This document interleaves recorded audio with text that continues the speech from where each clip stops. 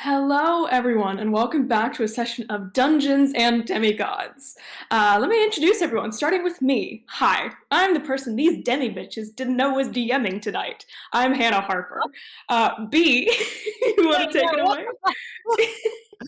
Wait, what the I fuck? thought the layout was Maddaloon, messed up. I thought the Maddaloon, mess. What the fuck? Maddie What of the the Loon, what the fuck? fuck?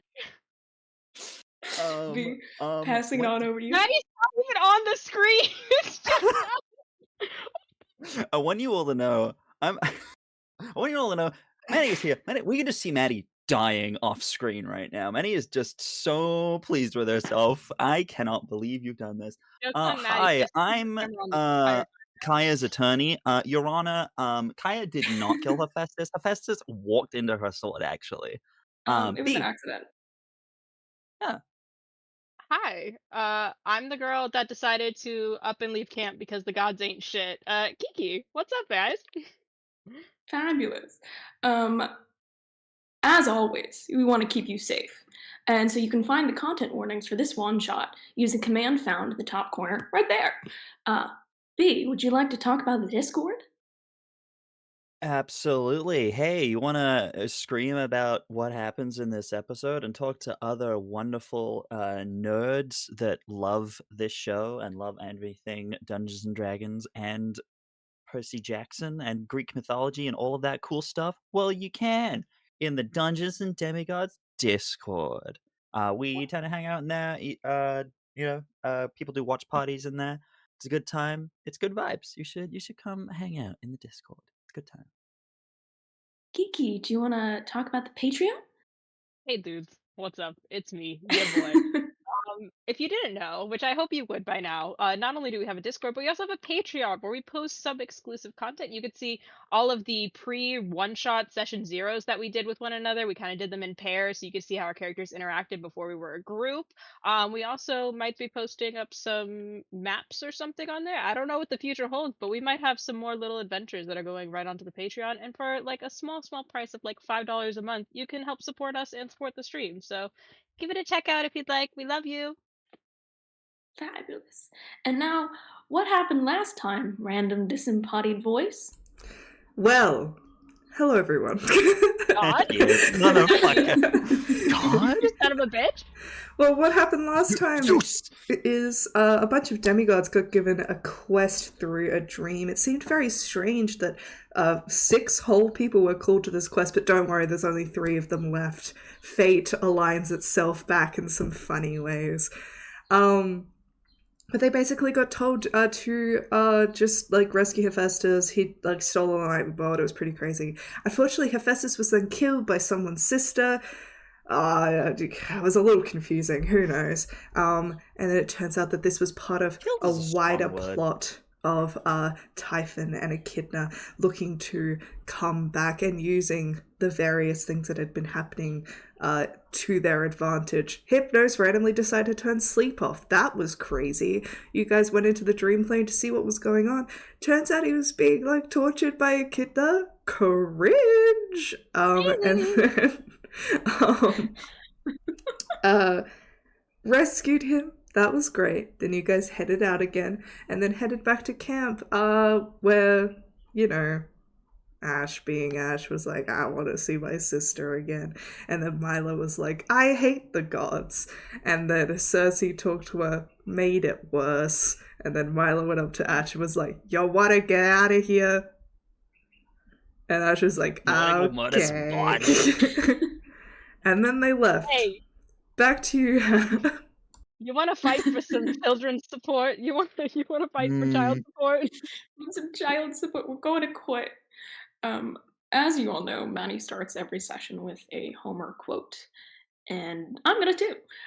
Our quote tonight is "Youth is quick in feeling, but weak in judgment." And without further ado, welcome to Dungeons and Demigods. We return to the sea. You two can see an island slowly drifting off into the horizon. Ash and Mila, you can hear the kind of asynchronous thrum of a sputtering motor, the wheezing ring as it works much harder than it should as it pushes you out to sea. The wind is quiet in this moment, as I wonder where each of you might be. Do you sit at the bow? Somebody needs to sit at the rudder. Who mans the sails? And most importantly, do either of you know jack shit about sailing? I'm gonna pop this over to Mila. Mila, Um, you've just left home. Where on the boat do you think that your character would be kind of sitting? I think that Mila is close to where the rudder and the steering is, just because Okay. she's not going to make Ash drive a boat. I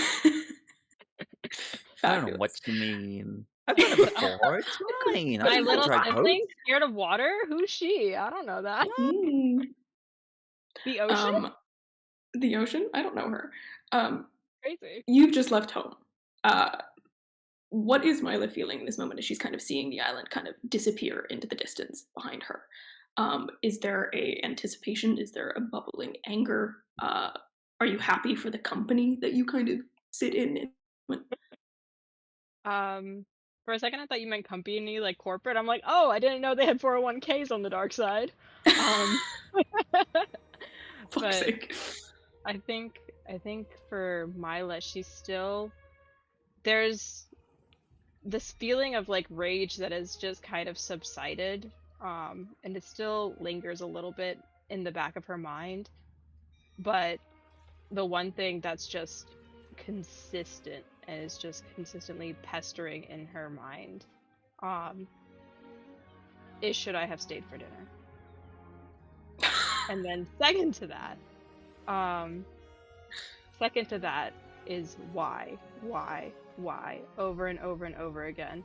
Um, and every so often she just glances at either the ocean or the sky and again asks herself why. Okay. Ash, whereabouts on the ship do you think that you would be? Small kind of sailing boat, nothing fancy.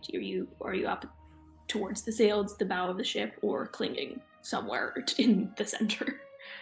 Um, I think in uh, this kind of time and moment, the fear of the sea itself is definitely more in the back of their mind, as the anticipation of what's to come kind of takes over and kind of almost gives like a level of adrenaline that kind of makes them forget about the hundreds, thousands of liters of water directly below them. And they're probably right at the very front, just not looking back, but instead looking forward at kind of what comes ahead, kind of just scanning the horizon. Fabulous. While Mila is kind of moving away from something, you seem to be moving towards it. The kind of excitement and anticipation kind of bubbling in your stomach as you scan the horizon off into the distance. V, would you be so kind as to give me a perception check? Okay, I can absolutely do that.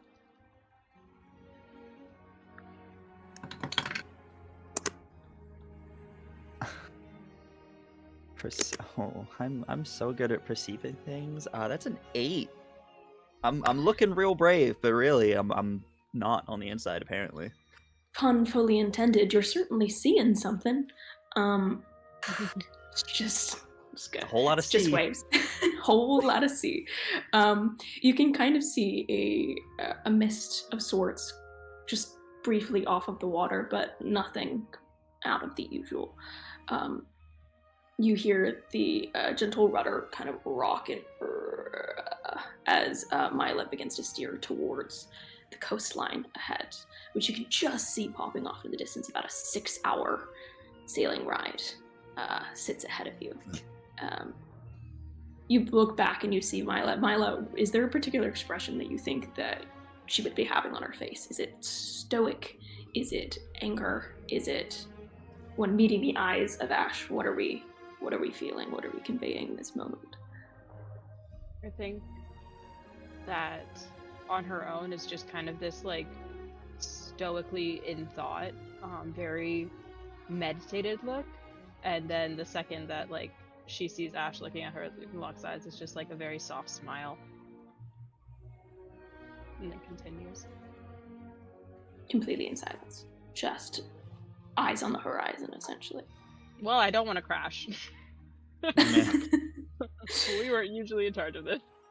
Good idea. Ash would definitely kind of at the smile would definitely kind of give you like a reassuring nod, almost to not knowing what you're thinking, but still kind of just from knowing you might wonder if you have kind of any doubts in your mind. Maybe that was what you were thinking about. We'll just kind of just give you just like a reassuring nod, just to let you know that you're not alone if you want to share your thoughts. But, yeah, otherwise, would kind of give you some time. Right.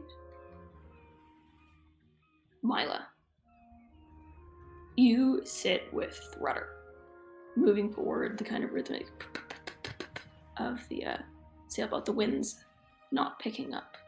Almost another piece of bad luck following your way. So as you kind of make your way forward, I'm going to need you to roll me a perception check for me. Okie dokie. This is when we Okay, can't thank drive the boat. We capsize and You that's can't the just end. That's fucking it. drive We just the die. boat. We just drown. That is a 12. Oh. Okay, 12. Not bad. It's not terrible. It's not bad. It's not bad. It's not bad at all. Better than 8. Mid. It's mid. You hear off in the distance a kind of gentle rumbling as the previously kind of bright cerulean Grecian sky above turns slightly grayer. Of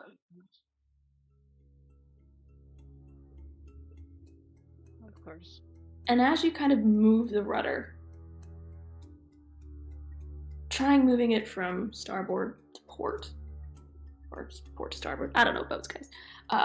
It Starboard gets is caught. right. That's the one. It gets caught as you try and move it over, as if something pushes it back. Just lightly. Just yoink. Just yoink it. You dislodge it and move it back, and it goes smoothly. Right back to where Back it behind the was. boat to see if it was like a piece of seaweed or something that got caught. There appears to be no obvious like rock, piece of seaweed disruption. Maybe you just hit a current as you guys continue You just forward. hit a curve in the ocean. You Happens just hit a with that. curve in the ocean. Yeah. Ash. The last time you made contact with Kaya, she told you to meet in, I believe, in the place where you first met, right? Mhm. In Athens. Is there a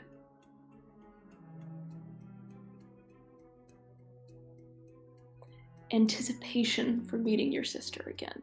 Is there a kind of guilty excitement, or maybe not even guilty, as you look forward to see the kind of Athenian coastline approaching? There's definitely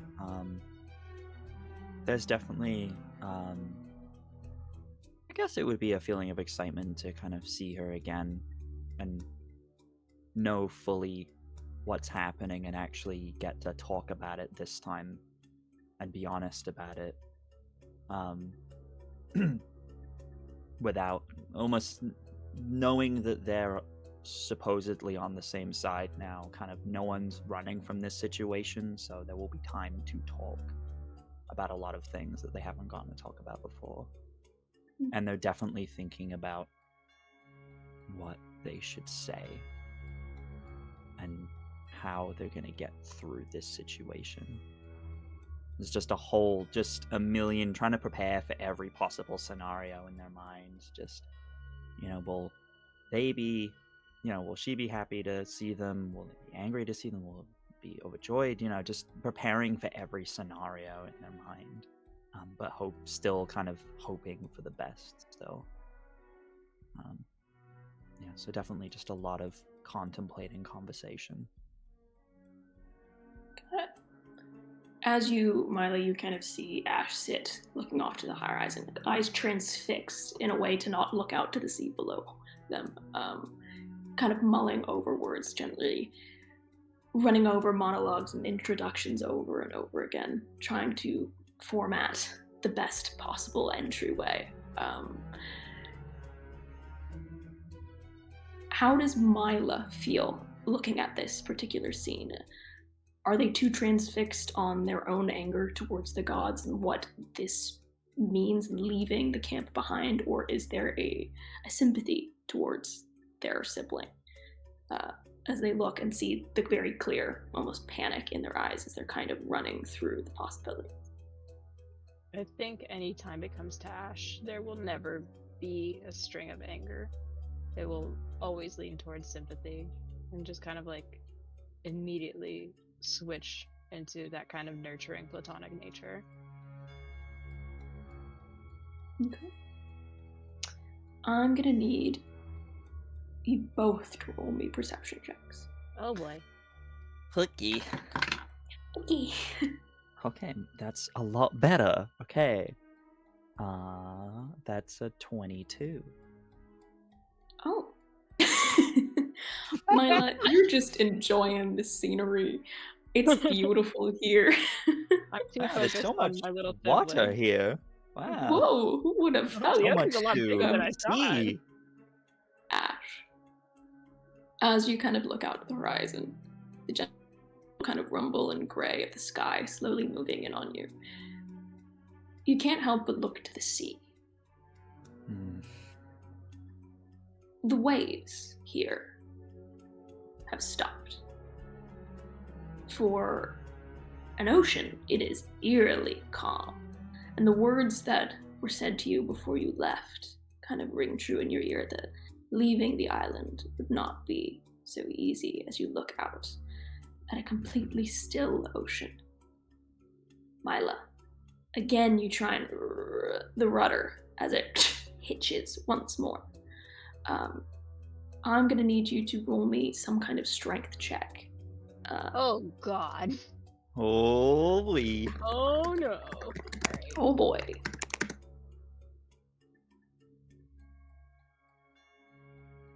Oh. Oh. -1. So that's going to be a 19 minus 1, 18. 18. Alright, yeah. This thing seems to kind of... Hold on, let me do my little thingy. Using digital dice here today, guys. I apologize. I know I'm a heathen. Okay. You, with ease, move this thing out of the way. But as that kind of pressure starts, you can't help but feel something give way to it. Like it's something gave up rather than you beating it. As you hear something scrape against the boat's hull underneath.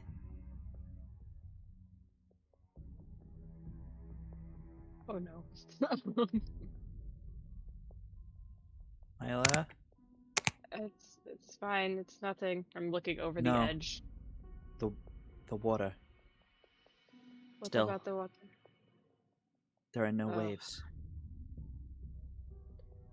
Fucking of course. As you guys see the horizon of the kind of Athenian coastline slowly begin to be covered by mist, disappearing into this kind of almost clouded fog Okay. a little ways ahead of you. Before I do anything further, I'm just going to very lightly like grab Ash on the shoulders and be like, "It is fine. You're with me. I will not let anything happen to you." And I'm casting air bubble on both of us. Okay. Okay. Fabulous.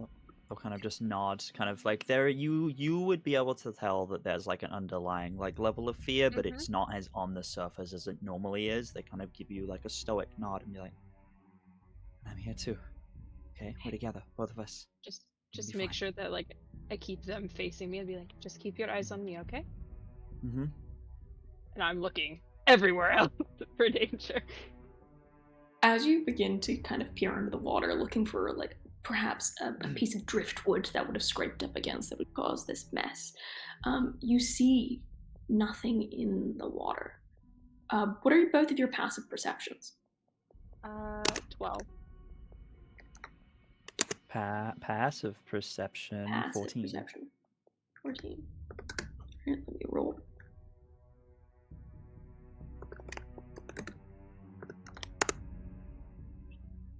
Okay.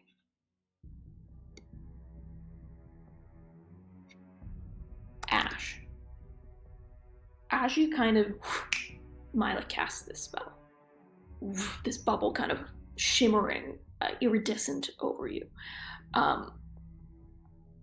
Mila grips you and keeps eyes locked on you, but you can't help but see past her as you notice and look down at your feet that the once very dry deck of the ship is now coated in a light layer of water. Oh no. Oh no. Okay. Kind of with that, does it seem to be increasing as if there might be a hole somewhere? Do I think we are sinking?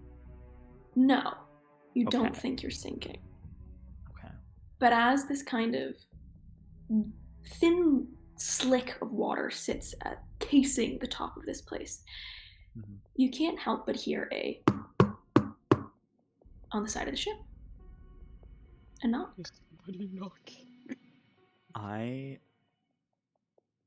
think, yeah, definitely something I would have done kind of in that moment where Mila was kind of reassuring. I was double checking ahead at my spell list. As Mila's kind of reassuring me and casting that spell, I would definitely kind of, in my response, I would also kind of just reach out a hand. I'm going to cast Sanctuary on Mila. Okay. So you have that, Mila. But yeah, kind of hearing that knocking would definitely kind of just like jolt a little bit. Be like, what was that? And pull out the Bolt of the Wilds. You pull out your bolt. Are you standing back to back looking to the water or both peering in the direction of the knocking? I'm kind of like putting myself over Ash and looking. Ash is Alright. kind of holding their hands kind of like this, ready as if to cast some sort of spell. But You look towards the sound of the knocking over the side of the boat. And in the water, it is almost impossible to see, but there seems to be a kind of iridescent outline of a person. 2 gleaming eyes sit below the water's edge, as coming out of the water ever so slightly appears to the head of a girl. Kind of watery and a beautiful kind of like seaweed cape of sorts, but only as her head emerges into the air, she puts a hand on the boat, kind of peering up at you. Long, kind of sinewy limbs that jut out more like tendrils than arms, as these kind of 2 orbs glistening like pearls creep out of the deep, and just kind of tilts her head.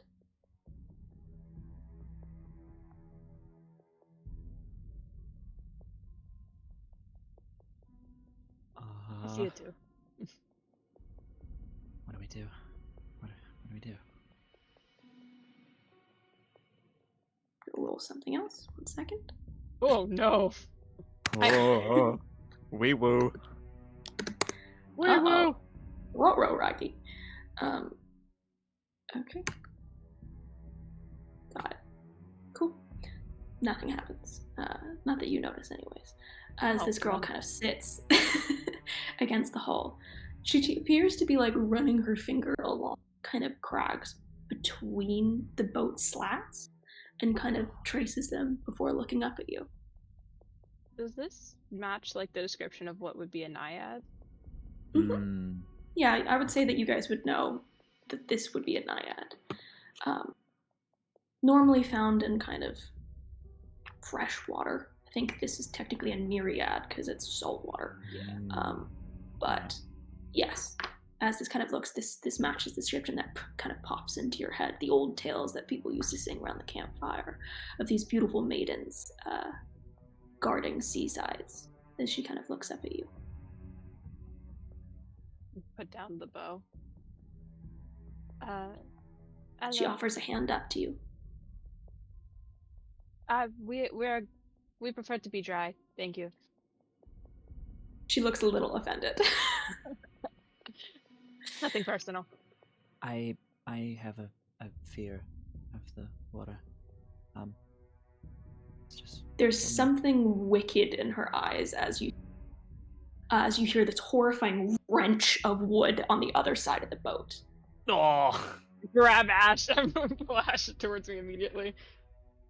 As the boat begins to rock slightly, and tearing of wood and the kind of popping of nails splash into the water as everything kind of starts to tip.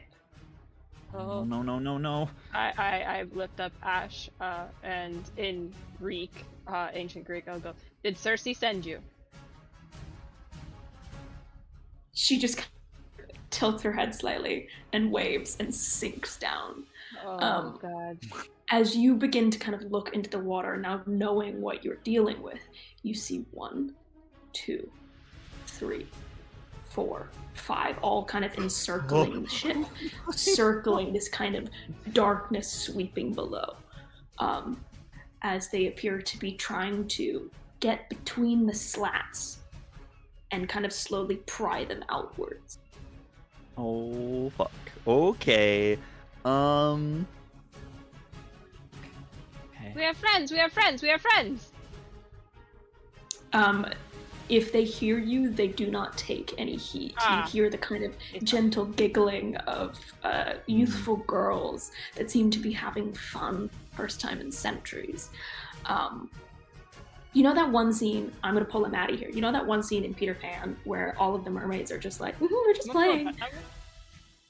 I'm cool Maddie here. Is that? I love that. Additionally, you kind of see a kind of water spout of like water kind of jut through to the top and land on the top of the boat as if they're trying to pour water into it. As you guys sit in a kind of slightly tilting and sinking boat. What do you do? Kind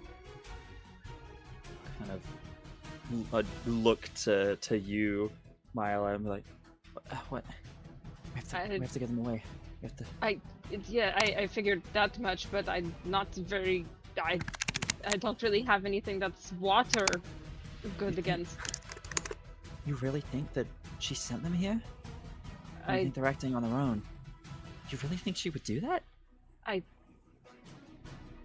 This wouldn't be the first time that the Demigods have died under her protection.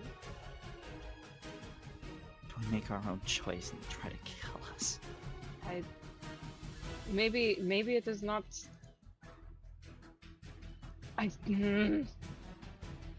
Okay. I'm going to kind of just like grab a ball of clay out of my pocket and I start morphing it into the shape of a cookie cutter shark, and I'm gonna cast Summon Beast and I'm gonna let it go in the water. Yes. Okay, sure. You it's a in the small middle of a beast. sinking I ship. can't make anything big. No, it's okay. You sit in this middle of the kind of like ship as it kind of begins to tilt to the side, kind of trying to keep your grip as the boat begins to get wetter and harder to grip. You mold this piece of clay and let it out to the water, tossing it in the hopes that it will.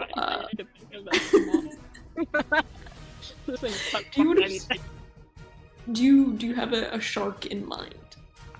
Or is it just big? Is it just straight up cookie shark? They're literally called cookie cutter sharks. So they're like about yay big, and they have their mouths on the bottom. But they make such a perfect circle in literally everything. Like they cut holes in ships. It's a fucking problem. Got it. You throw this out into the water, and at that point, I'm gonna have everybody roll initiative. Oh shit. Okay.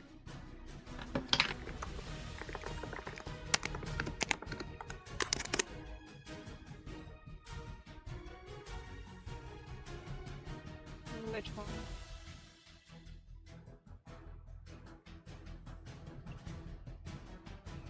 And then whenever you guys are ready, please send me over. Okay. My initiative was not great. It was an 8. 8. Okay. Ugh.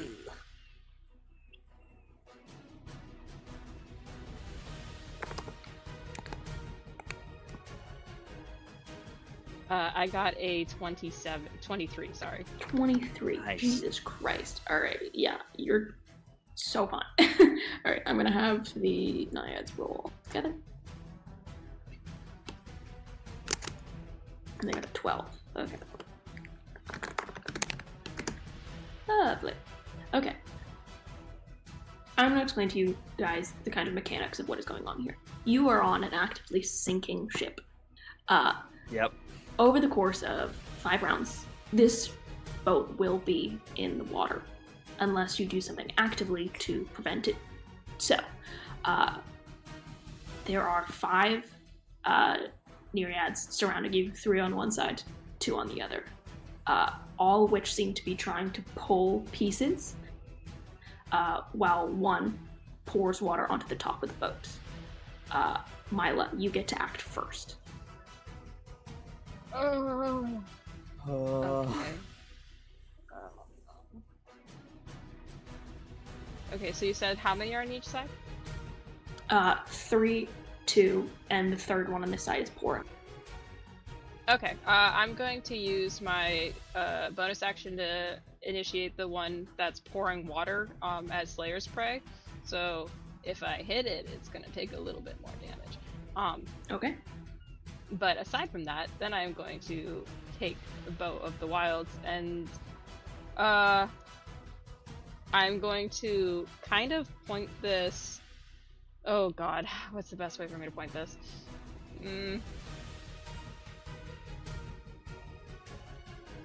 I'm gonna point this over the edge so it's not affecting our boat, but just kind of getting as many of the naiads as possible, Nereids.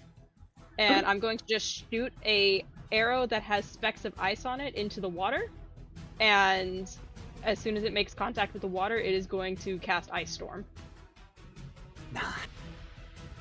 Okay, great, cool. Yeah, can you read me the specifics of that spell real quick?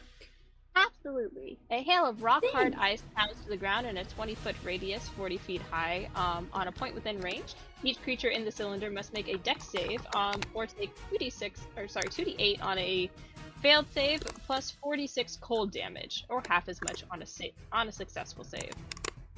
And it continues, I think, for a minute. Hailstones turn area effect into difficult terrain until the end of our next turn. This includes us, right? No, I pointed it off of the boat, so okay. The edge would only get them. I was gonna say, I was like, Why would I do that? I don't know. Everyone that's why I was today. checking. We're going down with the ship. If we're going down, I'm taking you with me. Yeah, Basically. Roger it. I'm gonna have them roll their dexterity checks. I'll do ×3. Let's do that. Yep. Great. That one's a save. The DC That one is not a save. That one. So I got an 18, a 19, and a 13. So that means 2 of save. Yeah. Which means they take 2d8 bludgeoning damage and 46 cold damage on a failed half as much on. That now? Yeah.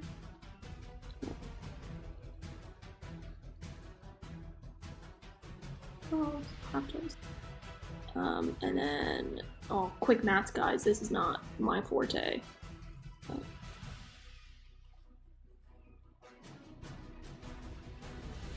So that's gonna be.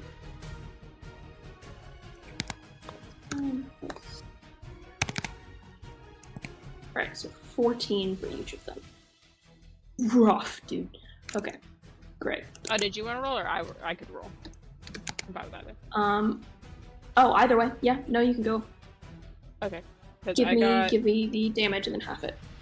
Okay. I got 8 points of the bludgeoning damage, half to 4, and then 11 points of the. I mathed wrong. 15 points of the ice damage, which would be half to 7 or 8. Okay, cool. I always round up when it comes to damage because funsies. Alright, cool. They each take, I believe that's 11 points of damage each. as you kind of. Nice. How does Mila want to do this? She kind of sinks this into the kind of center of the three of them, and watches as this kind of rush of ice sends its way down. How is there any particular flair? What are you feeling this moment as you kind of aim directly at essentially a security system? I think that Mila right now is just feeling the need to protect Ash and get out at all costs, because if they would do this to people who are just trying to leave, whether it be to go home or elsewhere, then there's nothing stopping them from doing the same thing if we were staying there. So I think Mila very sharply takes her bow back, holds it for a second, and then just breathes out, and it's just like this cold breath and forms ice crystals over the arrow, and then it flies into the water and almost seems like it misses, has a little bit of a sad hiss, and then just kind of this whirlwind of ice and snow erupts, and it almost makes like a mini bit of a tsunami, or not a tsunami, a water spout, and just kind of like whips them around a little bit. Yes, Nice. you see the kind of Nereids being into the spiral of water that seems to freeze. They kind of hiss and sputter and scatter to either side, taking this massive hit of damage. The kind of gentle singe of frost across their skin kind of lingers for a while. So you can I'll say that for those three, you can spot them a lot easier now because there's this kind of like lingering frost that helps you identify them in the water. Now it's their turn. I'm gonna roll strength checks. Cool boy. For each of them. Basically, the boat itself has an AC, and I'm taking down a series of damage each time. Okay, let's roll. First Nereid. Oh no. Rolled a 19. The next one rolled a 15. Not enough. That one's enough. 17. That's a 7, so that's not gonna hit. And that's a nat 20. Okay. Oh, fuck. So I believe that was 3 of them hit. With one being a nat 20. Okay, so as this occurs, you see the 3 scatter. Actually, I'm going to say that because you scattered them, I'm just going to give them disadvantage real quick. I'll just do that one, reroll that. Okay, so 2 of them hit, 1 nat 20. Just because that was a cool fucking move, and I feel like we should appreciate that. Alright, you hear another one of the slats kind of creak and scatter and kind of like skip like a stone across the water as these things are becoming significantly more angry that you have messed with them. They were just trying to have fun. And the last one is going to pour a whole bunch of water into the very center of the boat. Bringing it down significantly as it kind of seeps down and into the kind of center part of it, hitting it from all angles. As you hear a kind of rush of water underneath, filling the bottom. B, that is your move. Okay. Seeing all of this happen, and just seeing them all doing this, just everything happen, seeing the water pull into the boat, there's definitely a kind of level of fear that is starting to build, and almost a little bit of doubt, and just kind of worry, just like, God, we're gonna die here. Like something like these things have been set to kill us. I don't know what we're gonna do. Kind of almost just there's almost like a wistful like thought for a fleeting moment, just thinking maybe Kaya is around, maybe Kaya's on her way and can help us, maybe something, and then there's just no, we are on our own and we have to do this. I can't be afraid anymore. And I'm gonna reach up a hand to the to Aeaea's sword that is currently on my back, grip the handle, and kind of feel almost like that burning kind of energy kind of go into my hand as I grip it. And I'm just gonna Maddie, you stole my line in chat. I will just grip it and we'll just call out, I am no longer afraid, and I'm going to rage. Fabulous. Yep. Bonus action. Yeah, just gonna rage, and just all that fear just disappears. And so that's gonna be my bonus action. And then I'm going to step in front of Mila in this moment. Mila, you can see they are standing tall. There is no longer fear. They are like, you've never seen them standing so tall, truly. They gained an extra 2 inches. Fuck. Pretty much. And just gonna again kind of call out to them. Run away to the depths before we send you there ourselves. And I'm gonna cast Fear in a 30-foot cone. Oh yeah, that's the good stuff right there. Yeah. How many of them can I fit in a 30-foot cone? That's why I specifically put you behind me, Mila. Thank you. Don't get caught in the cone, please. I'll say that you can definitely get 2. 2. Okay. I can guarantee 2 because there's 2 on either side. The other 2 kind of scattered. 2 up front, 1 kind of southwest. Can I prioritize the one that is putting water on the boat? Yes, like if you I can. did that, would I be able to still get 2? Yeah, I'll say that you can. Yeah. Cool. Yeah, I'm prioritizing that one then. And kind of just there's just almost just like a burning flame in their eyes as they're kind of like almost like they're going to draw the sword. That they have yet to draw it yet, but yeah, gonna rage with my bonus action and then I'm gonna cast Fear. It is a DC 15 Wisdom saving throw for both. Alright. Let's give it a go. Dice roller, don't fail me now. Alright. Failure. That is a 6. Good. Okay. Cool. Yeah. They're frightened.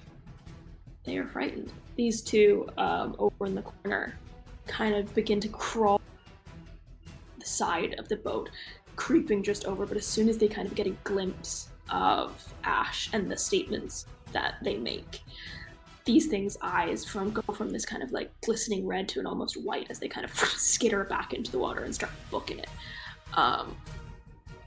Fabulous job. Okay. No. Is that everything that you would like to do? That is my action, my bonus action, and I think I'm gonna stay where I am currently, kind of standing protectively in front of Mila. Kind of ready to if anything comes close, kind of ready to draw the sword and fight. But that is where I will make my stand currently. You make your stand, Mila.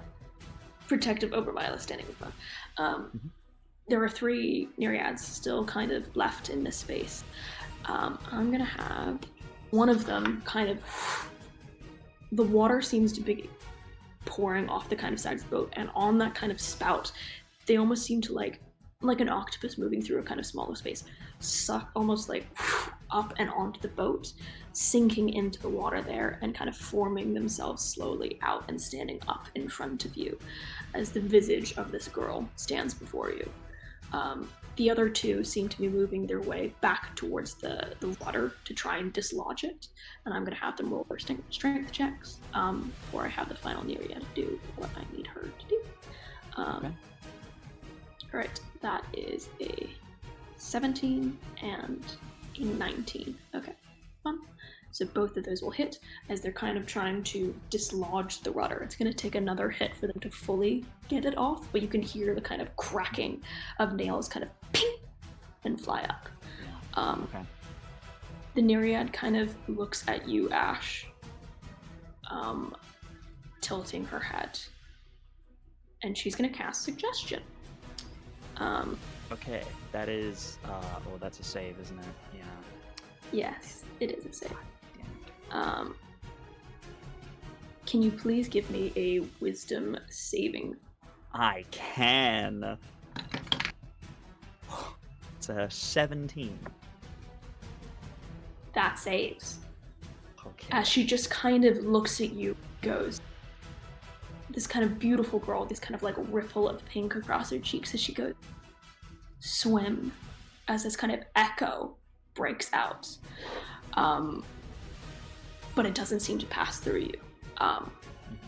Okay. Mila, that's you. Question, because I forgot about my little baby shark. Do. Do. The baby is Does it also get the option to attack? Sure. Yeah, you could absolutely. I want your baby shark to attack. Baby by do. I would like to point or yeah, I want to fly an arrow at the one who just commanded Ash. Okay. Is that the one that I have my slayers on? Yes, I believe this is one of them. Yeah. Oh, cool. This is the one that kind of stands in front of you now. Excellent. I'm going to slightly frost singed. I'm going to fucking go at it. Go at it. That's a 15 to hit. Okay. The AC is 16. Alright, I fire again. Fire again. Fire away. Ah, that's much better. 23. Yeah, you definitely fucking hit. Fucking wonderful. Where the fuck is my D8? It's gone. It's under my nose. Okay, that is 11 points of piercing, and then an additional d6 from Slayers, and then an additional d6, additional 4 from Slayers. Okay. You. So total of 15. How does Mila sink this arrow? I think Mila's still very much in just like fight mode, even though Ash is kind of terrifying right now. She understands somebody trying to force influence when there is somebody not willing. So I think she understands enough about magical commands to know that if you're telling my sibling to go into the water, there's a chance that they might do it, and they very much don't like doing that. So just kind of like whips her arrow to it, and without thinking twice, fires one, misses, and then fires another one, aiming straight for the eye. Alright, you send these two things off, and the arrow sinks into the kind of center of this thing's head as it kind of lodges, sitting kind of like throwing stuff into like goo. It just kind of hits, and there's resistance as it kind of slowly begins to almost like sink down through the center of her body as she kind of sits and just kind of looks mildly annoyed. Is there anything else that you would like to do? She's about to get more annoyed. My shark's gonna attack her. Shark. Well, this one is standing on the boat itself. There seem to be two others in the water that you can get that are hitting the rope. Unless you want the shark to be on the ship. Baby shark, can you do jump? The little jump over. Yeah, I think it'll go for one of the ones that's in the water. Alright, fab. There are two Nereids kind of trying to dislodge the rudder underneath at the very back of the boat. Which one looks worse for wear? I don't believe either of these have been hit yet, because these are the wonderful. two far end. Yeah. It's just so take your pick. We'll go for whichever one's on the port side. Alright. That's not gonna hit. It's only a 10, so no. Can you give me more of a description of the shark to do? Kind of, is it literally just like, like a straight up like clay? It's clay baby shark. Little do to do is like does kind of a drive-by in which it's attempting to go in between them and like grab onto one of their arms. It has like these kind of robotic maws, like a very Pac-Man-esque. Like Pac-Man, yeah. And it tries to do like a drive-by, but instead, as they're fucking with the rudder, it just hits them with the rudder, and the do goes away, goes flying through the water. gone. A valiant effort. My our boy! comrade. Father, I help. like its 2 attacks. Oh, It comes back. It swims back. It's here again. Round Let's 2, go. electric boogaloo. Round 2. Electric doo-doo-doo. That's a 16. Damn it. It's 16 hits. Alright, cool. And that's going to be 7 plus 4 is an 11 plus 2 is 13 points of piercing damage. Oh god. Okay. You guys ever had one of those water wind-up toys where they just make one movement over and over again? It just Yes. Yes. Okay. Cool. Fuck's Oh sake. my god. I should have been a Hephaestus kid. That's God really damn good. it. This is just ancient Greek Okay. Pac-Man. That's it. Exactly. Exactly. Good stuff. Inky Blinky? No, I okay. only know do-do-do-do-do. Do. The most important of attacks. Okay, so the Nereids are gonna attack again. I'm gonna have them roll.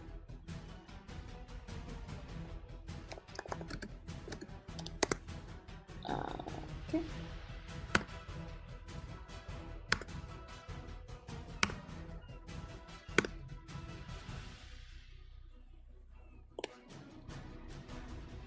It's another 2 hitting.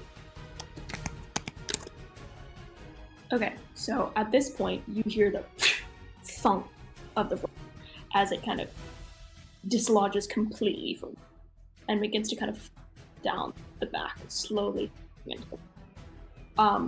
You can also hear the kind of buttering of the completely as you hear something kind of get sucked out of it.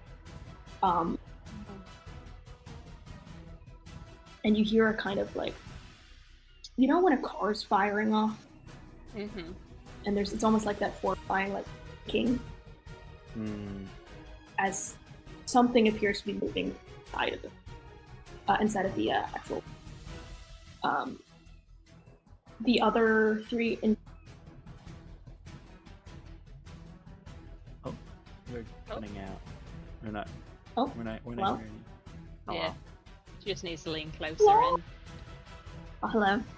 Hello. In terms of fear, I believe Fear. Each creature in 30-foot cone, assessing the saving throw, blah, blah. While frightened by the spell, a creature must take the dash action and move away from you by the Yes. safest available route on each of its turns, unless Correct. there is no effort to move.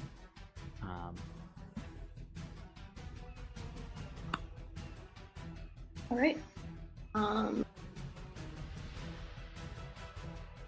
Fee, I'm gonna have you go, and then Okay. why don't you take your turn?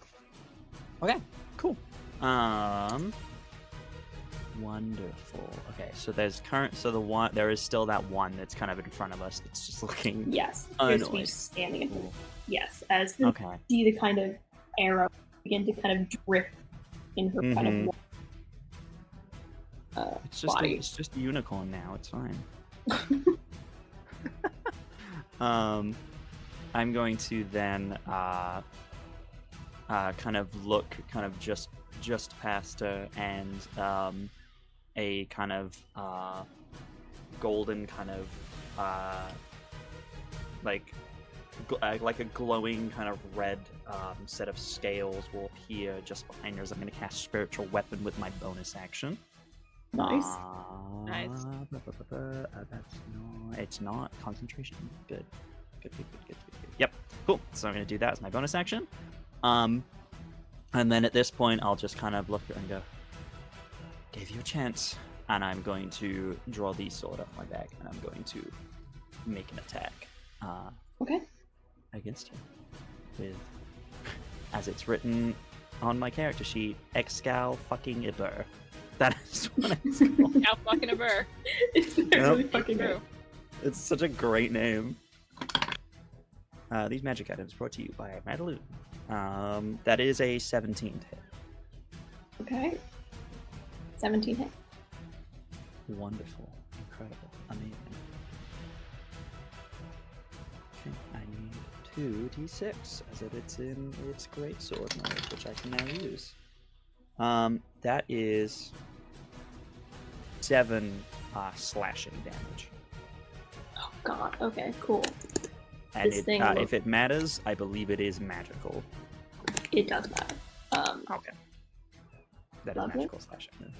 You slash through the thing. What is Ash kind of thinking as they make this move towards this thing? Is it just screaming? It's not.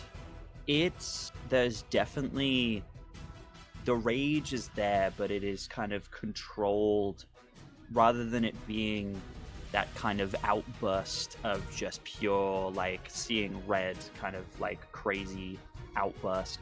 It is very controlled and precise and deadly. Like it's just there is no sound. There's just a very kind of set look on their face as they kind of step forward, blade in both hands, and just make a very precise kind of slash, kind of diagonally. You slash through this thing and one visage burst, like a balloon as the see these like spattering of either side as Okay. like a gentle hiss. Thing sinks to the floor and skitters off the side of the boat. Okay. I believe, Mila, that is your turn. My spiritual weapon is up, so if there is, so I could, I believe it goes after me, right? Yes, I believe so. Goes immediately after Okay, you. cool. Yes. I'm trying to think okay. what would be the closest thing. I believe there's one rudder you've sent, two The rudder? running. You've just dissipated the one in front of you. One is inside the rotor, and there's still one just pushed the rudder off. So the very back of it. Okay. Where I Shark will to do just took an attack. do. That'll do Cool. too. I left them. Okay, I will get it to kind of move over to it then. I believe it can go 20 feet? The 20 feet, yes. Yeah. So Should be able to reach I'll get it to move the 20 feet to it, and then it's going to, one of the scales is just going to kind of like pauses like next to this thing's head, and then the scales just go like that, and the bottom of the scale just against its head. As it's gonna make an attack. I believe that is 1d. That is yes. Okay. Cool. Okay. That is. Damn. I rolled a 19 on the die plus 7, so 28. Jesus Christ. Yeah. Yeah. Fuck. 28. There's 1d8 plus 4. Radiant damage. Okay. So that's 7 radiant damage. Okay, 7 radiant. This thing does not look fucking happy. Okay. You sink this down. You get a little wink from the shark as it kind of goes by with an approving stare. Mila, I believe that is your turn. Amazing. As you kind of hear the kind of horrifying creak of motor as the kind of pressure of it, you hear kind of a pop of metal as it seems to be kind of filling. Mila, I'm actually going to have you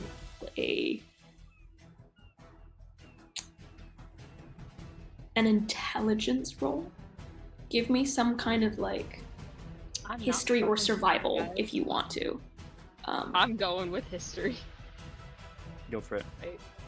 Yeah, history. 16. Okay, sure. 16 works.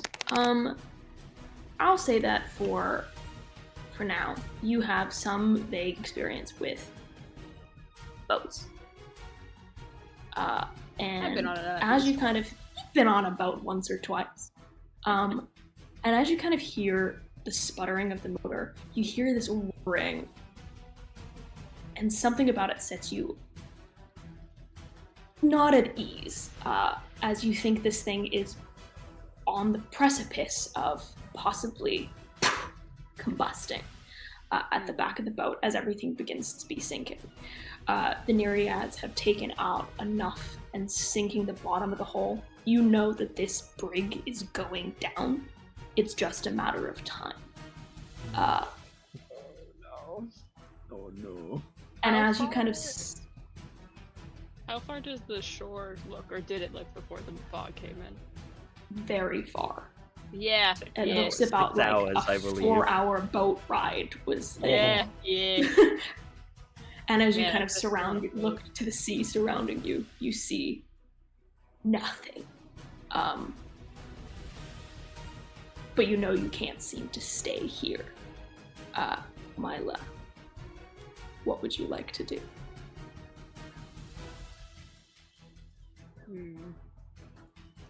As the crackle of thunder hits overhead.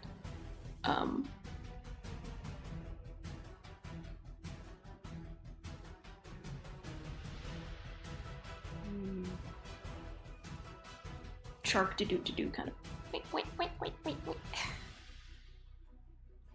Just doing little circles. You just hear like a Nereid kind of as they're kind of going. It gets tangled in one of their seaweed hairs. Just like yes. God, I'm trying to figure it. I don't have much I can do.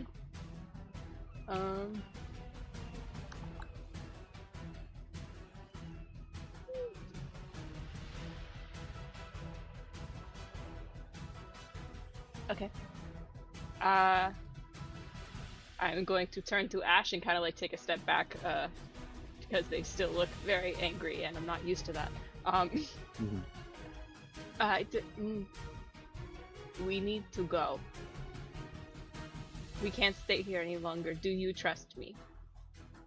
Always. All right. Always I'm going to grab their arm. I'm going to cast protection from evil and good on them. Which means the shark kind of goes and then it like sinks to the bottom of the ocean. No, not R.I.P. do. You will be loved. You just see like this kind of glassy. Just remember This is my villain now. This is my the reason I'm villain. gonna go evil. But yeah, I'm gonna cast protection from evil and good on Ash, and then I'm going to grab their arm and just jump in the water with them.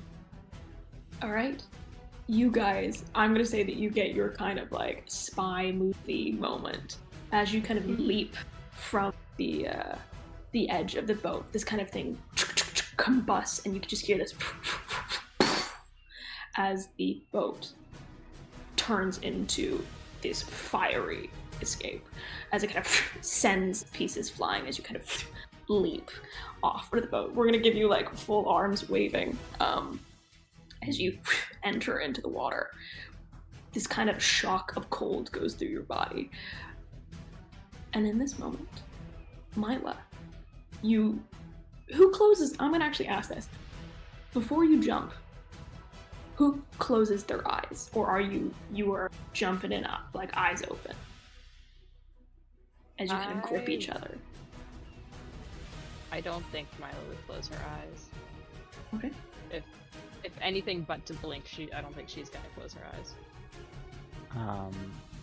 I think probably kind of in the initial moment of just like gotta do it, would kind of close their eyes. Okay. Probably kind of gripping onto Myla. Myla said, "Do you trust me?" You know, it's scary, but I'm gonna do it. And yeah. This is the second leap time I've off had the to drag sled. them into water. Ah! I don't like it. Okay. I'll wipe it. As you guys leap from this kind of like fiery boat behind you, full like Jason, as you leap and submerge yourself into the water. Oh yeah, fully. Let's go. Myla, you keep your eyes open as a kind of flash of white goes across your vision. And Myla, you thud down and feel your feet planted on solid ground. you hear the sound of a slot machine and tumbling coins as your eyes flutter open, and you find yourself in a casino, and that's where we're gonna go to break. What? Huh? Huh? Huh? What the freak is that? Hey yo. Wow. What a thunk. Wow. Whoa. A casino in the ocean? Wow. Hope you I got mean, a lot this of is great for scam tax dollars. evasion. This is great for tax evasion, Truly. guys. International boys. Forget Who the would've gods. thunk? I'm making a business. Hold on. I'm just Amazing. making sure that everything's here. Mhm.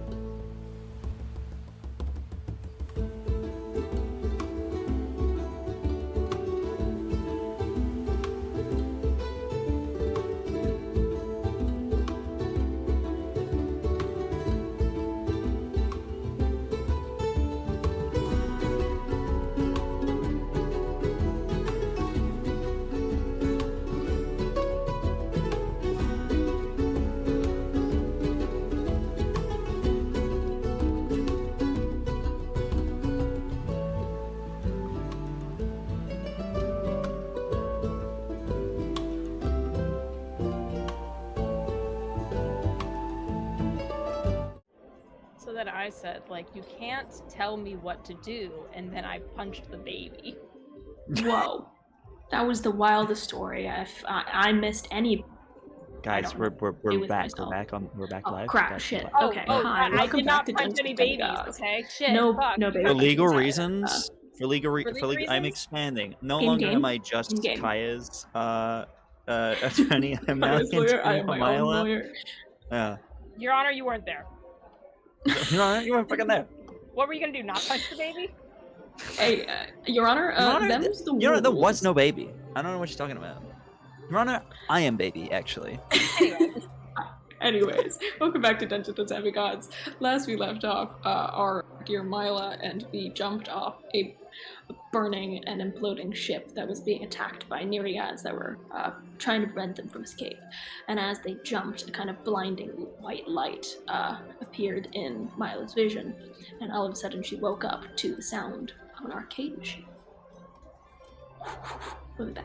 Mila, you hear the sound of tumbling coins as your kind of eyes flutter open, as you find yourself standing on a kind of horrible, like, 70s carpet.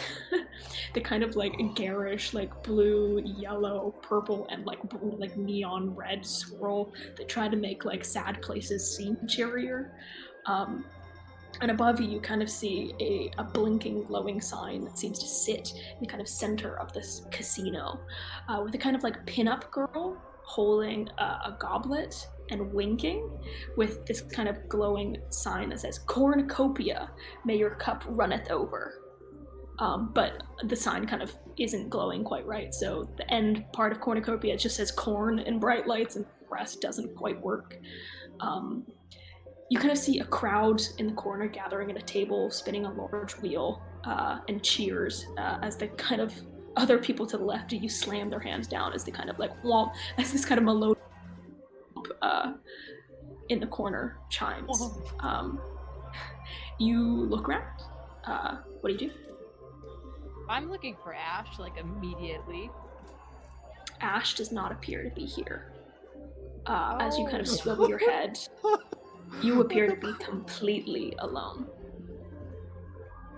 I'm gonna run up to the nearest table that I see, whatever game they're playing, and I'm not in a great mood, so I don't assume that their game might go very well right now.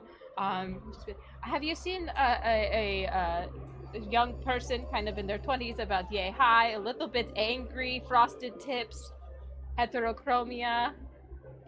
You, a kind of man in a suit kind of with a kind of pile of, and he goes, kind of looks at you up and down and goes, "Are you old enough to be in here, kid?" Before kind of, like, laughing. And he goes, "No, I haven't. Maybe go check with the girl." And he kind of gestures up the way before turning back to the game as crowd cheers as it lands on black, and clearly somebody's won here. You kind of look around to try and find said girl. And as you kind of look up towards the back of this room, you see a staircase with a banister. And you see a woman, kind of mid-20s, long blonde hair, and a kind of, like, tight tube dress, and on roller skates. She seems to be, like, holding a platter in her hand, and takes a series of steps coming down, and she rolls towards the banister and lands just barely on its edge, sliding down with a kind of look of glee on her face as she kind of lifts things up, jumping off and landing with a spin, being able to catch all of the mozzarella sticks in a hand as she lands, and kind of goes, how lucky. But no one around seems to notice her. But she immediately stands up and clocks you, and she goes, "Hi, baby." Oh my god. She stands tall and kind of, like, roller skates over to you with, "Hi, I've missed you." Just kind of, like, awkwardly steps back. I'm assuming that this woman has at least one feature in common with me. She has several. Oh. The same kind of curve of the nose, the same chin, jawline, as she kind of looks down and goes, "Mozzarella stick?" No. Okay. As she kind of puts them down at the kind of table next to, sliding it over to a man who's just had a very bad day on the kind of slot scene, kind of leans over and goes, "Well, it's your lucky day. Free mozzarella sticks on the house," before turning back to you. She goes, "I thought you'd be happier to see me." Happy?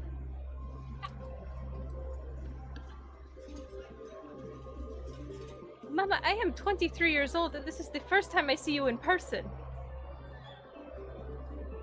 You know, but you are seeing me. Why don't you, why don't you come with me? And she kind of offers 2 hands to you. I promise, it'll be fun. I cross my arms. Fine. Play it that way. And she kind of like skates over and sits at a table that's a little bit too high, so her feet dangle just below. And she just beckons you over and offers a seat, a stool. I'll walk over and I'll take a seat. It's just kind of like staring at her.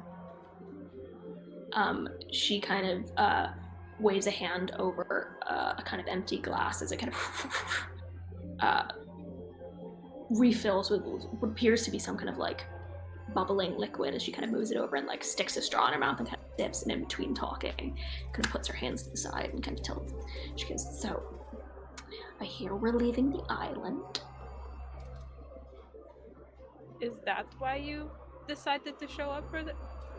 Is that why I'm suddenly worthy of your time?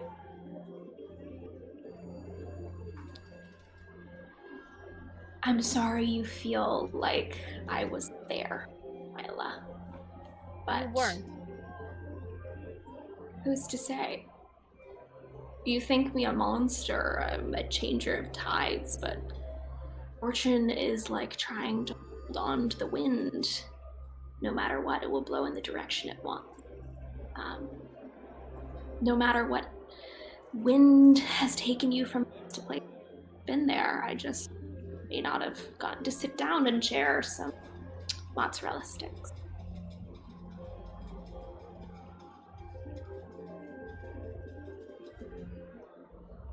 Mama, I prayed to you every night. I get a lot of prayers. Was say something back. I'm sorry, honey.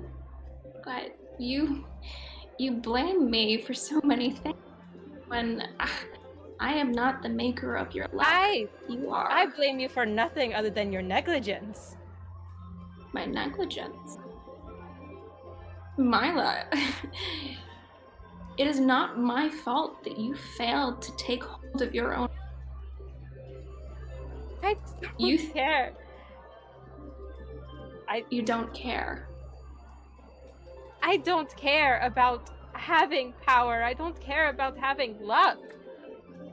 I don't care for these gifts that you so claimed to have given. I didn't ask to be born that way. I didn't ask to be born at all. Oh, how it has been wasted on you then.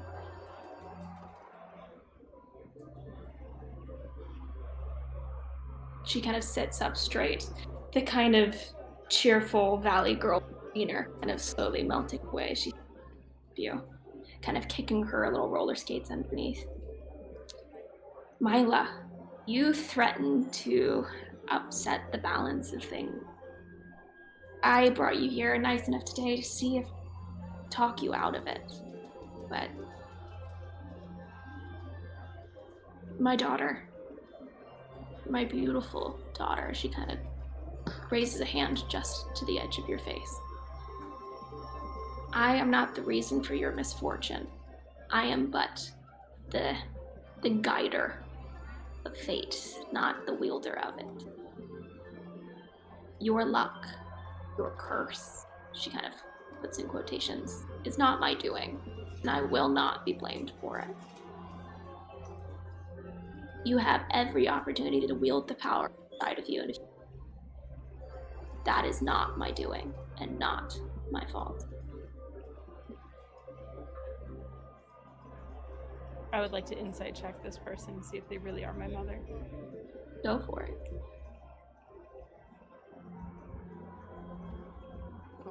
You don't fail, but now I'm scared. That is a 15. On a 15, this person appears to be genuine in what they say to you.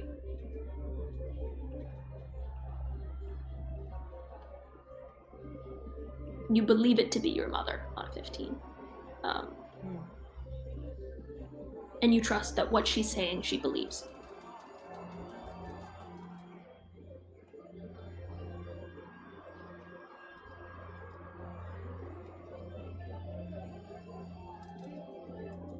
I have spent so much of my life trying to be worthy of something that I see now isn't worth a fucking damn.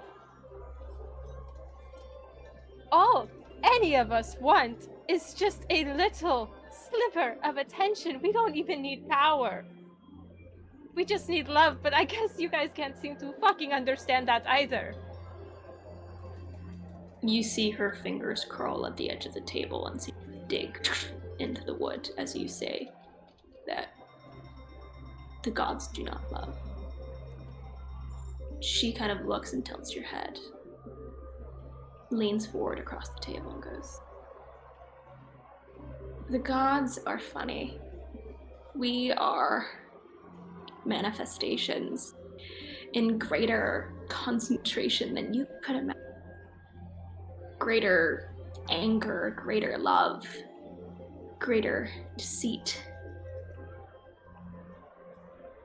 You think that I do not feel the pain that you do. Clearly, you're not very smart.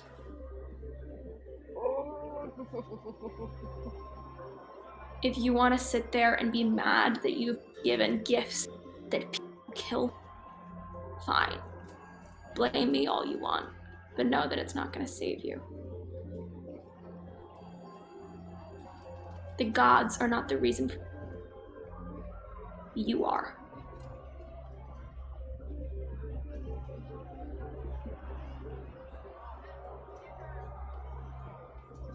Then your lack of guidance will be the reason for yours.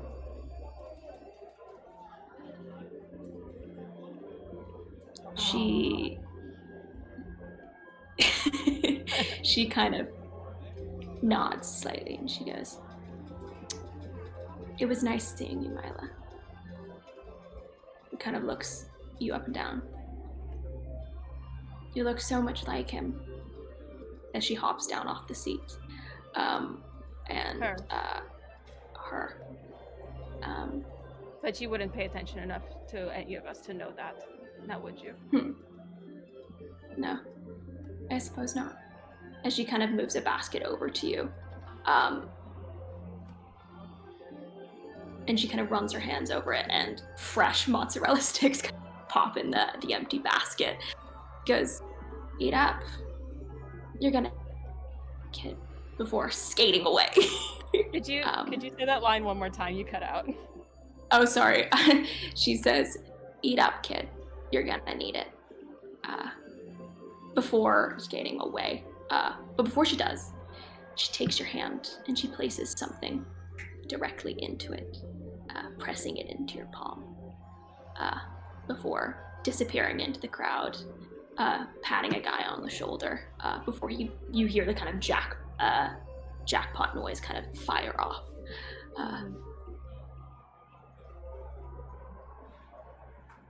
You just see her kind of disappearing as we move from this place. Ash, you had your eyes closed. I did. You feel the chill go over your body, and all of a sudden, solid ground beneath your feet. Do you open your eyes? Yeah, I would. I'm like gripping onto Mila. Do I just feel her just disappear? Do I You just feel- like lose grasp? It's like, you know Oobleck? Where it's like solid for a second, then it just gets no. away. Oh my God, You just feel no. it Mila turned into disappear goo. beneath your You turned into goo. Ash. You Oola. feel Mila just turn into goo and then disappear between your fingers as you feel yourself hit solid ground as you kind of look up. Yeah, I kind of open my eyes and look around for Mila, probably try and call out for her wherever she is, but I don't see her, I guess. Ash, you wake to a much less cheery setting.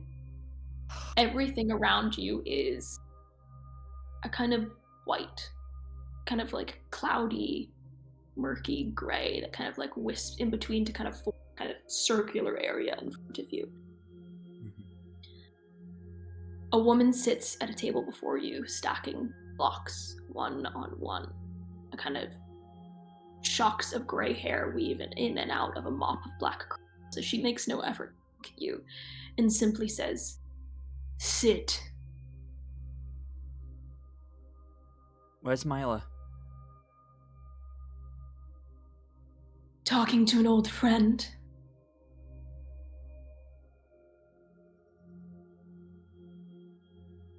Kind of just like approach. She stacks the blocks one by one.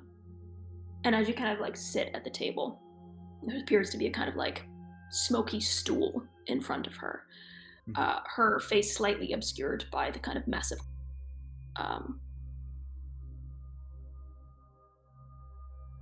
as you sit down across from her, you take a look at the blocks before you, and it appears to be Jenga.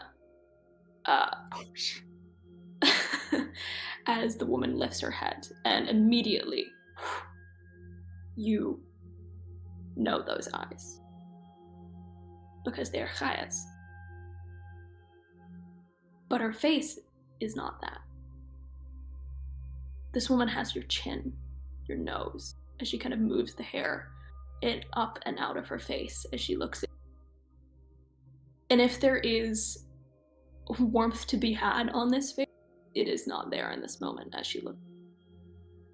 Stacking 3 and 3. Ash, why did you leave the island?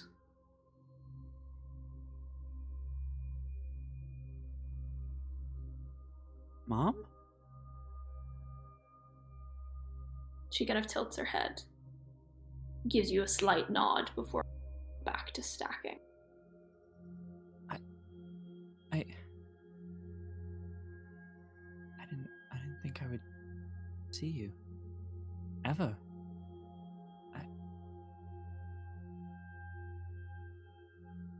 What?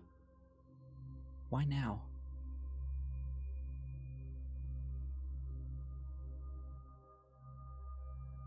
She kind of looks up to you, now with a kind of proper stack in front of her. Looks over the table.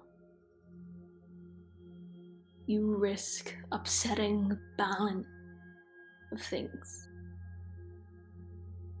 I am a god. Balance. No? That's the part of me people always forget. She says, pulling a block from and placing it on the table. And then gesturing to you to do the same. Oh shit. Kind of look at the tower and then kind of look at her. I never forgot. I always tried to embody that part of you. Balance. That's what's most important in anything. But what's happening right now isn't... It's not balanced. I'm trying to embody balance, even if it doesn't look like it to everyone else. Things are You getting out of may control. mask your selfishness as hope all you want, Ash. You can pretend you're doing this for the right reason, but we both know that's not the case. You seek to aid the one that kidnapped and tortured my baby brother.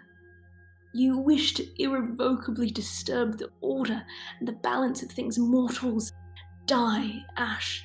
They always have, and demigods too. That is the way of things. You seek to aid Aeaea. This will not end the way that you want it to, she says, pulling another block. I'm trying to save her. I'm trying to make sure that she sees that there is still a way back, because she thinks that she's too far gone. She thinks she's already broken the balance, but she hasn't. She can do right. She can fix this. She just needs to remember she's blinded by the other part of you. Vengeance. She thinks that you abandoned her. She thinks that you never gave her anything, but she's wrong, because you gave both of us the one thing we've always craved. Someone else. A sibling. It's the one thing I've ever asked you for, and you gave that to me. You gave me Kaya. When I needed someone most, when I was on my own, I asked you, I reached out to you before I even knew you existed. And you sent her to me. I know that. I wouldn't have made it to camp without her. I wouldn't have had the strength to make it to camp. And then, well, then things started going wrong. Things haven't been right since we've been split apart.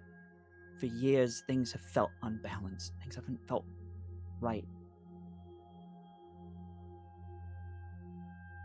And...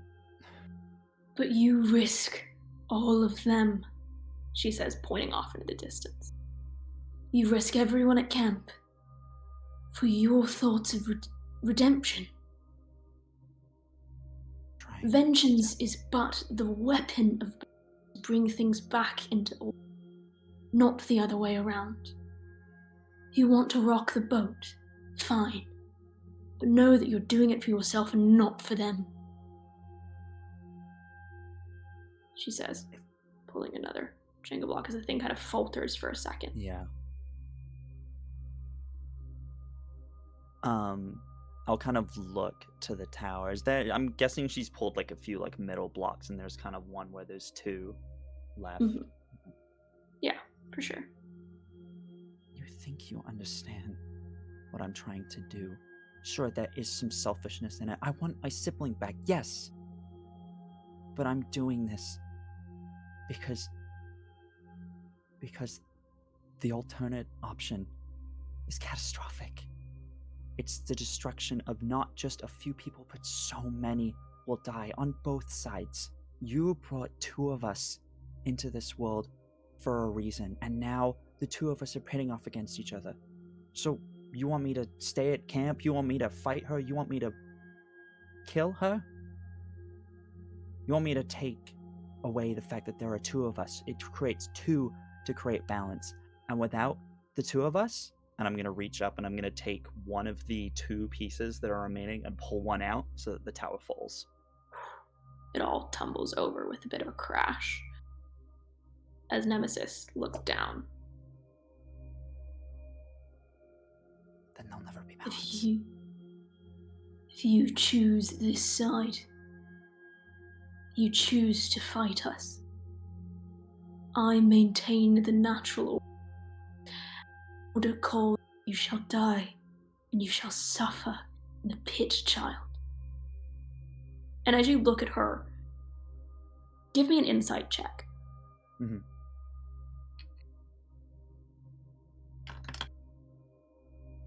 Insight? Okay. Dirty 20. Oh, great. There is a inherent stoicness to this woman. By her very nature, she is balanced in everything that she does, and that means that her emotions don't sway to either side. She's a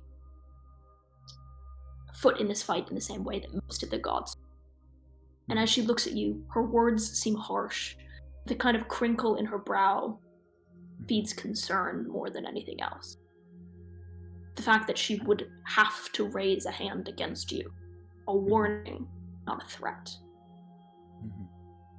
Yeah. I'm gonna kind of reach around the side where the blocks haven't fallen, and I'm just gonna reach out a hand. I'm gonna try and like take her hand if she'll let me.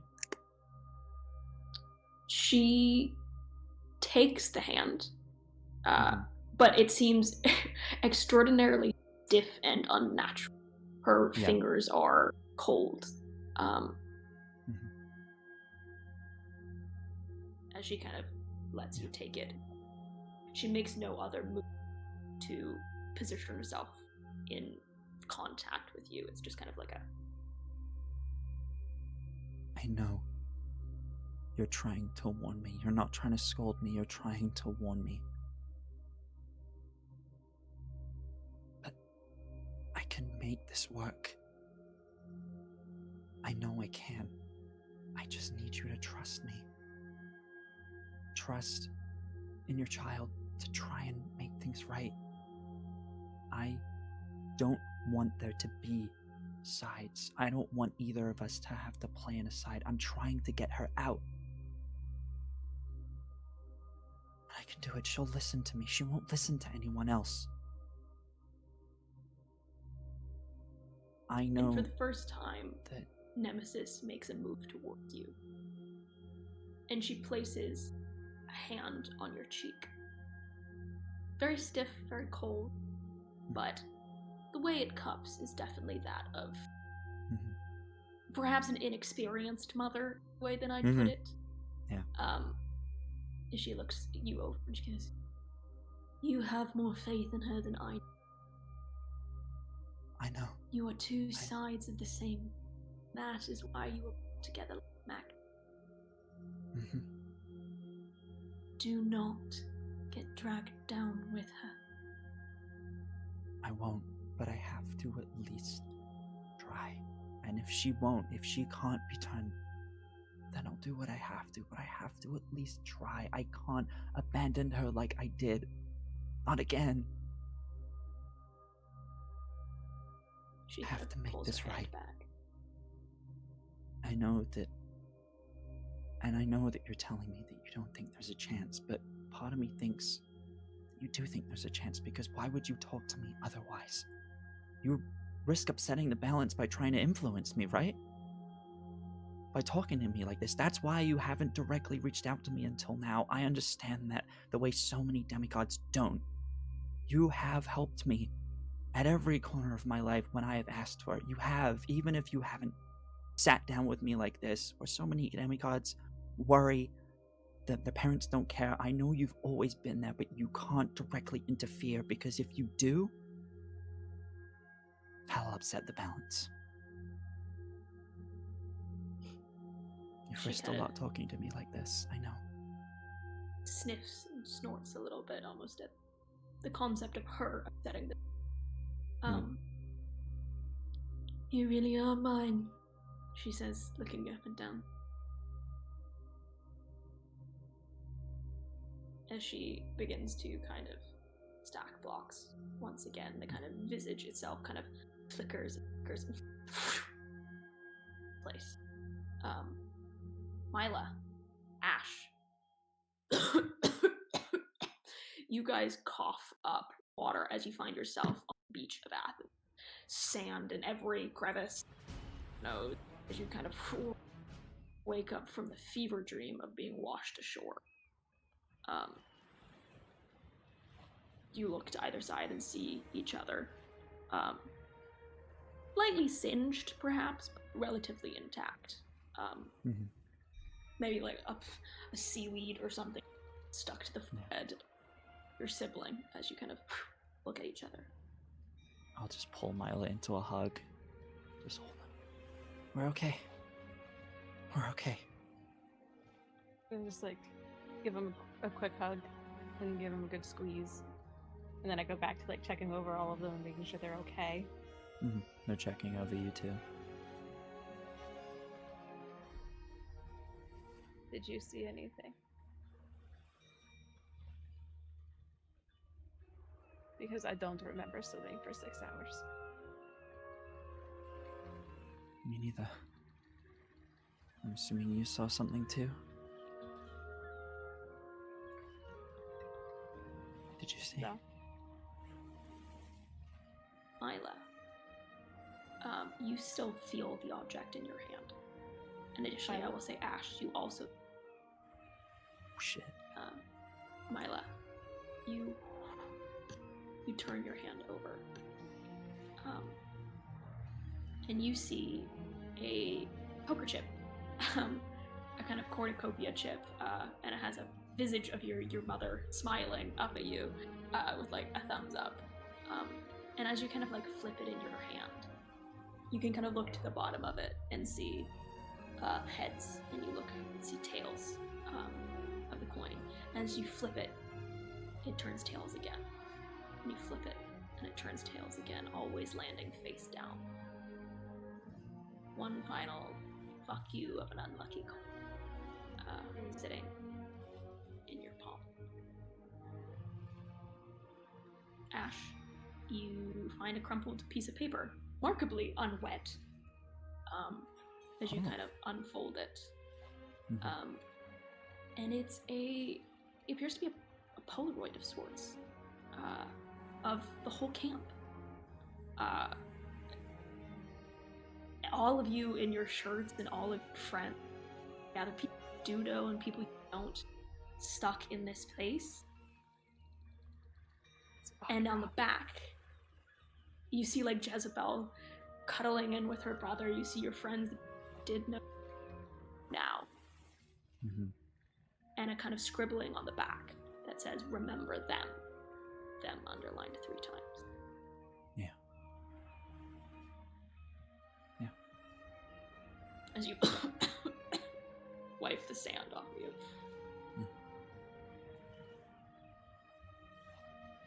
Did you see your mother?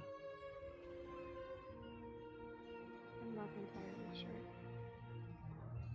But it sure as hell felt like her. Mine too.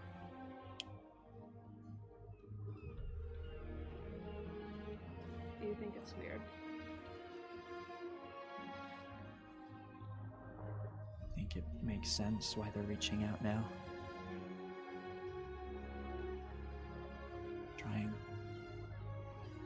Trying to warn us. Do you think their the own way. others? Do you think the others who left got warnings too? I don't know. Maybe not. But I think they reached out to us because, for better or worse, we're the turning point. What we do will affect everything. That can't be true. You don't think so? Maybe for I'm not- you, yes. You're very powerful, but And you're not? I'm just going to bring misfortune wherever I go. That's not true. That's... Mila, that's not true. I never You've said it brought was a me- bad thing. You've brought me fortune wherever I've gone. You've always been there when I've needed you. You've always made the right decisions, even if it didn't feel like it at the time. You got us here. I'm pretty sure And some now- divine intervention got us to the beach, but Well, I mean, I didn't mean physically to the beach, Mila, okay? You know what I I'm mean, trying to say. I threw us in water, so I don't Yeah. know if that was a good idea. Hey, and I trusted you. I trusted you to do that. I was willing to face my worst fear because you were with me. And I knew you would get me through it.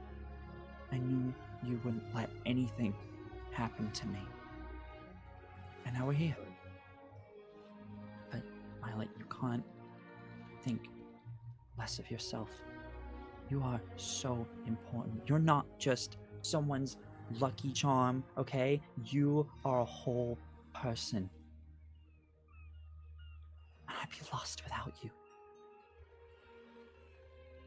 You're my sibling.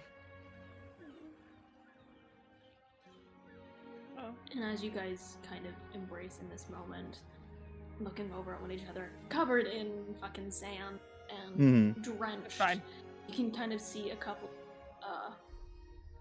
passers-by kind of look at you peculiarly as they whisper to each other. As they're kind of like wondering why these 2 fucking kids are lying weirdly on the beach. And they just kind of like, in the very Greek way, and go, and keep walking. Yeah. You know. Them college kids, they love their fucking beach. I don't know. It is the beach. It is. As they kind of like wave their hands at you, and kind of a couple of ladies kind of spit in your direction. Evil eye. As they kind of like waddle along the beach. But you are in Athens. What would you like to do? Okay, we're here. Yeah. Aeaea told me to meet them at the place we met first. So, back to the house, I guess. Before we go, Hmm. I think we should stop by one of the temples. Which one? The big one. Oh. Whoa.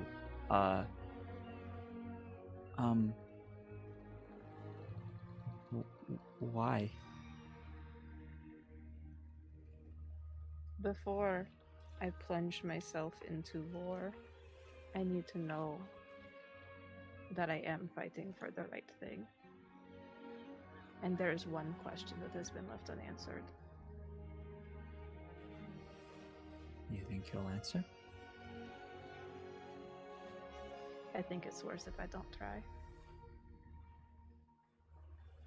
All we can When do is you- try. When you spoke to your mother, Mhm. what was she like?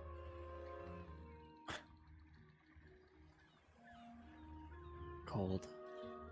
Rigid. Putting on a face. She cares. She does, even if it's in her own rigid way.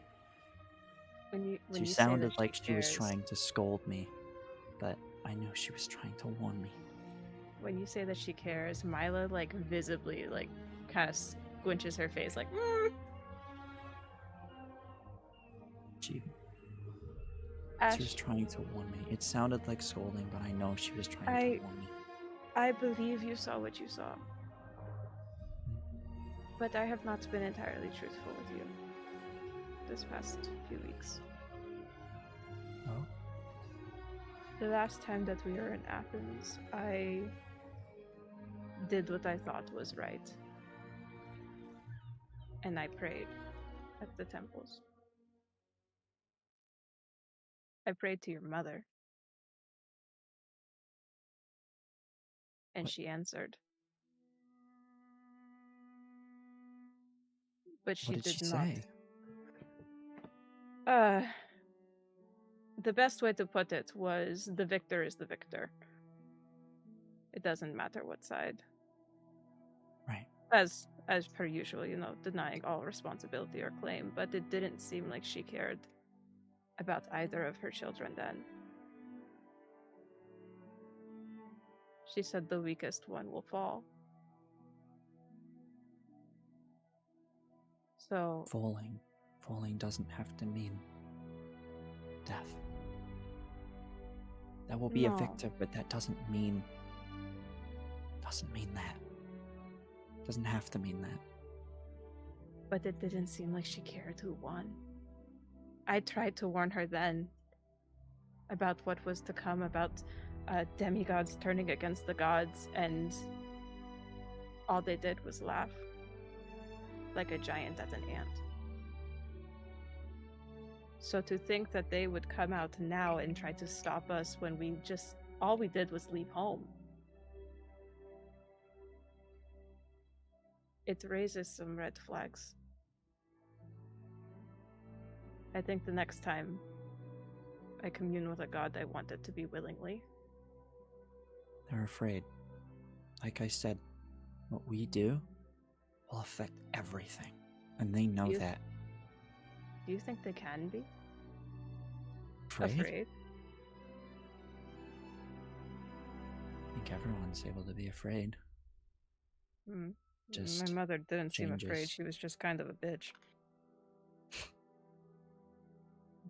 Maybe she has an interesting way of showing it. Mm. What did she My say to you? tata didn't like bitches. She said that she gets a lot of calls, so she's too busy to answer mine. And then she proceeded to call me unlucky for about 5 minutes straight, and then gave me this, and I hold up the coin and flip it, and it's still tails, and it's still tails, and it's still tails. And I know gods to be many things, but I never would take them as being this petty.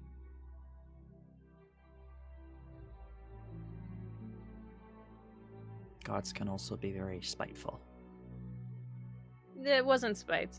It was just like high school.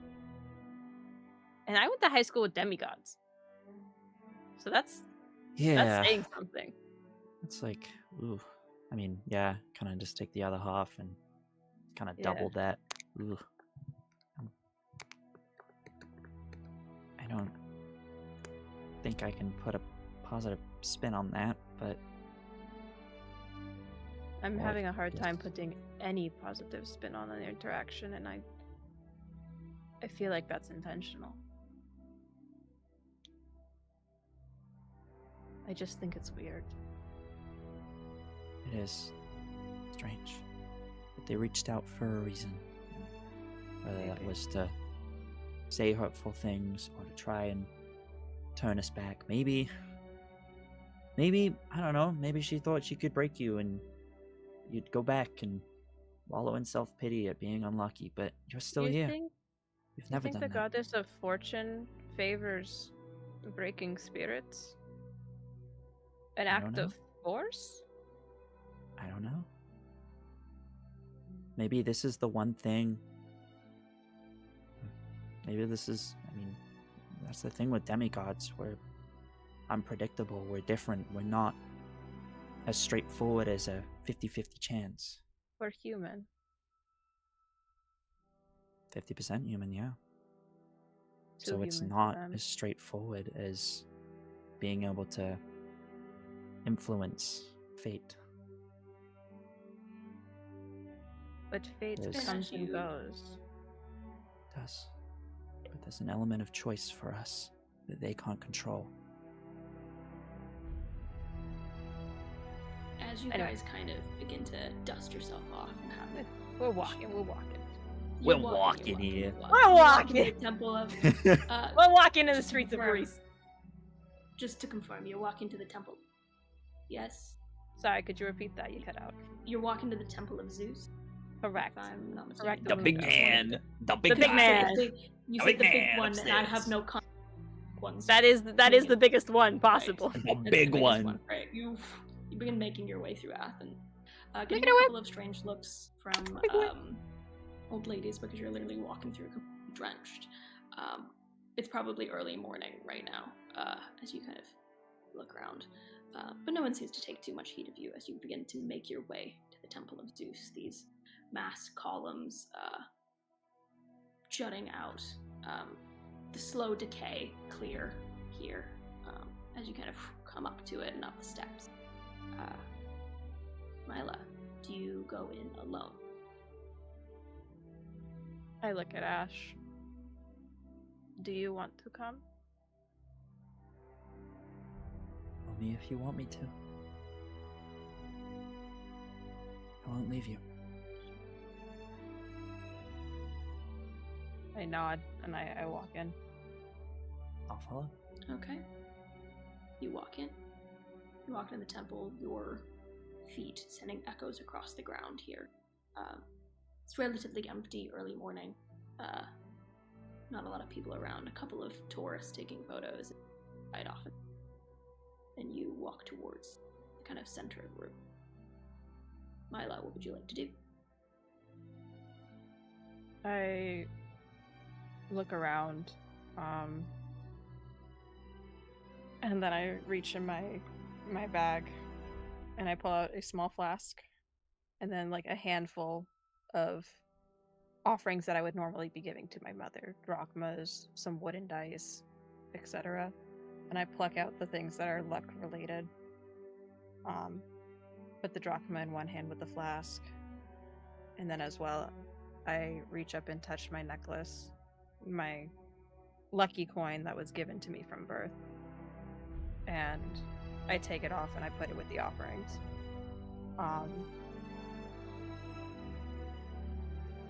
And I'm going to go up to a statue of Zeus and use it like an altar. Okay, cool. Can you roll me a persuasion, please? A persuasion check. Please, dear God, be good at this.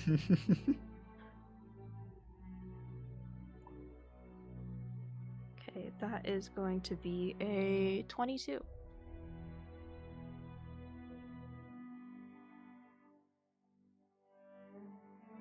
Okay. You place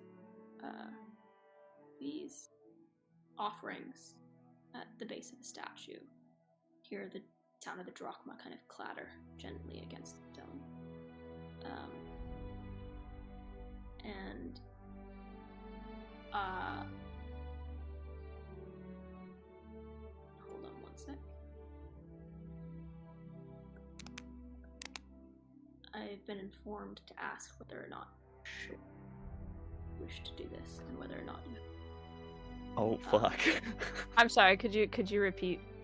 I've been informed that I should ask what you wish to do. Whether we are sure we want to do this. Yes. And additionally, whether or not you have inspiration. I genuinely don't know if I have inspiration.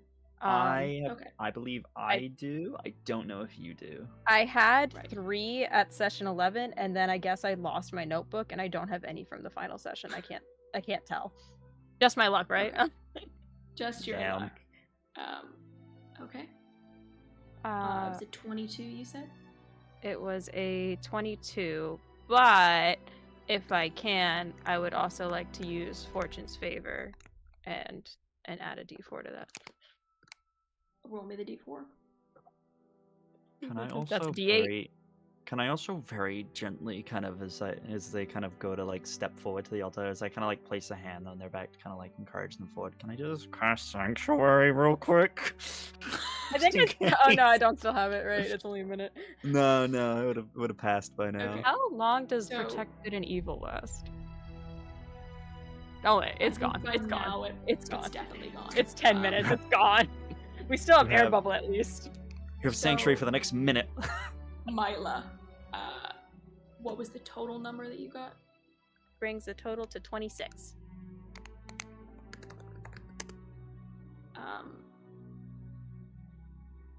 Let me just get one little response back.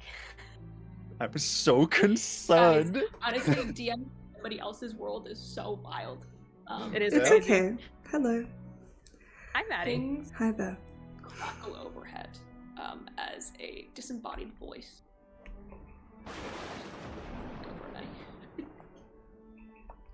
Oh no. Take it away, God. Alright. You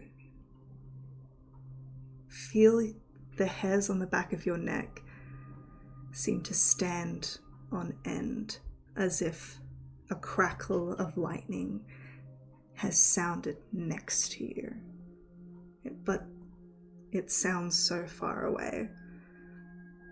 You don't feel yourself being sucked away or falling asleep like you have in the past. Instead, you feel like you're meditating, like you're half asleep.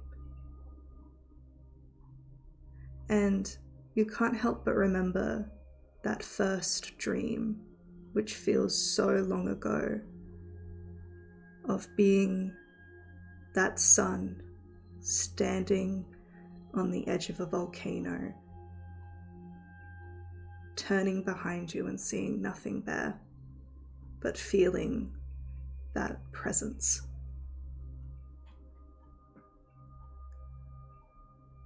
What do you do?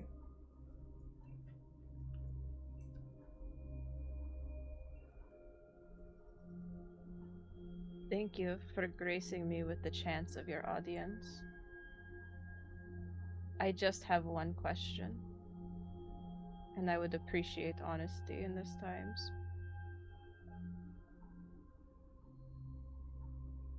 I understand that gods have their own duties, and they don't necessarily understand us in the same way that they would another child of the heavens.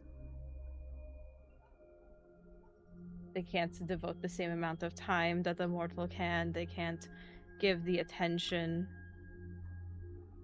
They can't necessarily give the same love, but they just need to know one thing. Why would you send somebody else to kill your son?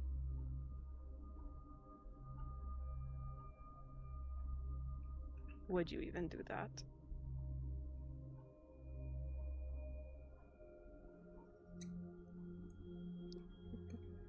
There's silence for a second, and despite that kind of simmering rage you feel, that confidence that strikes you as the silence continues, you can't help but feel that low churning in your stomach, that slight fear.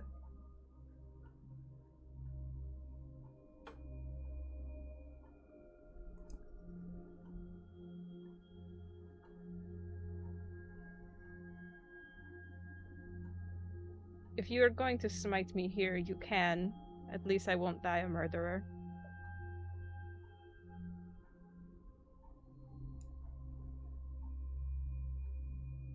But I just want to know.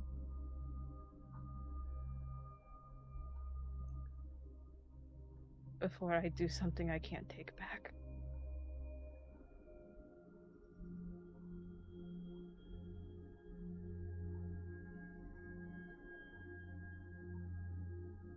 To be king is to make tough decisions. His voice is like thunder. It rolls over you. The needs of the many outweigh the needs of the few until there is no one remaining. So such was that decision. Understand that in an immortal's time, they never lose feeling. Be so much easier to be immortal if you weren't so human. If that boy didn't die, it would lead to catastrophic events.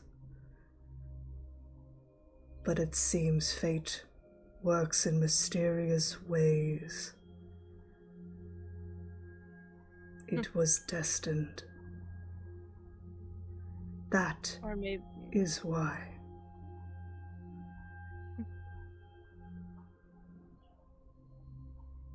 But I think you already knew that. Perhaps it was destined. Or maybe you just got lucky.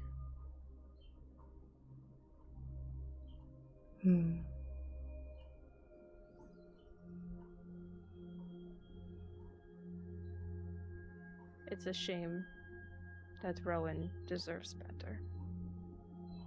It is.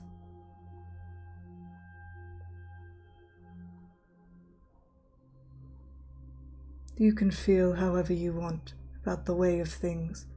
Doesn't change it. You may do whatever you want. It's what makes you who you are. However, does not save you from the consequences of it. Do you think you are immune to consequences because you are king? Of course not.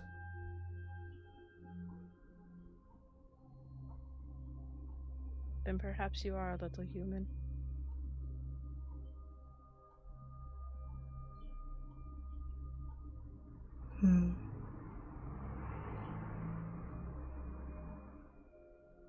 It would be much easier if I weren't so. If we weren't so.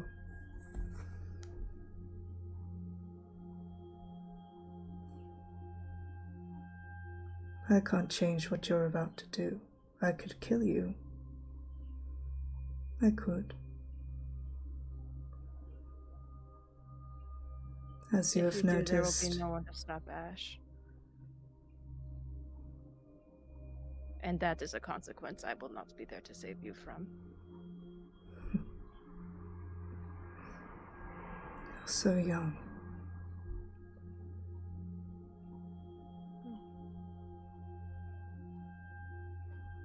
And yet here I stand.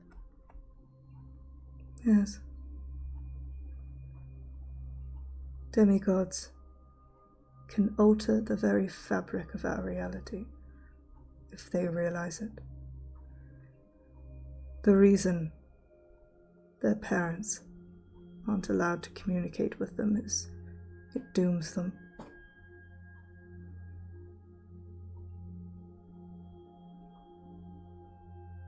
You should probably talk to some of your underlings then. Because you just had 2 step out of line.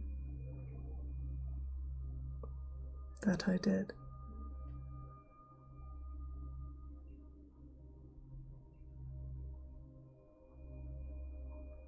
I hope you live. Perhaps you'll live long enough to realize how foolish you are being. And you crack away. And I'll hand back to Hannah.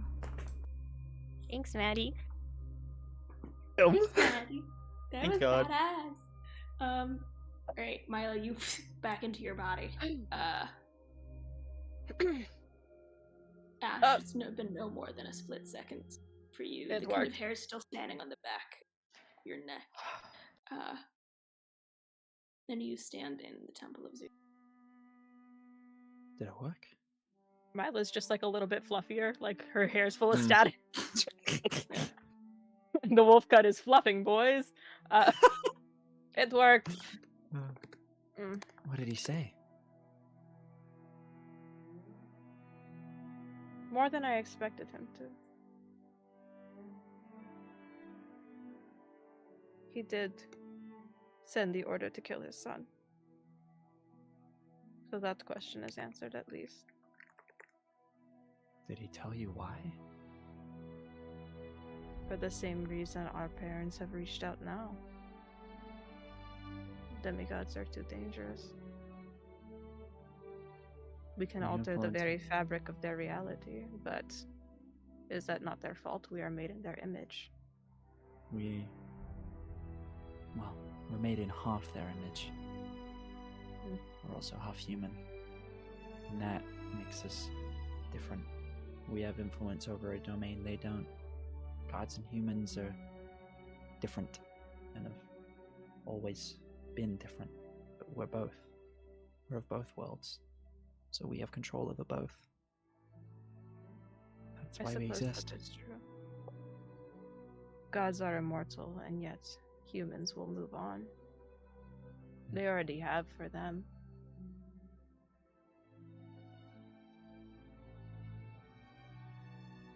As you guys begin to kind of dust yourself off, stand up.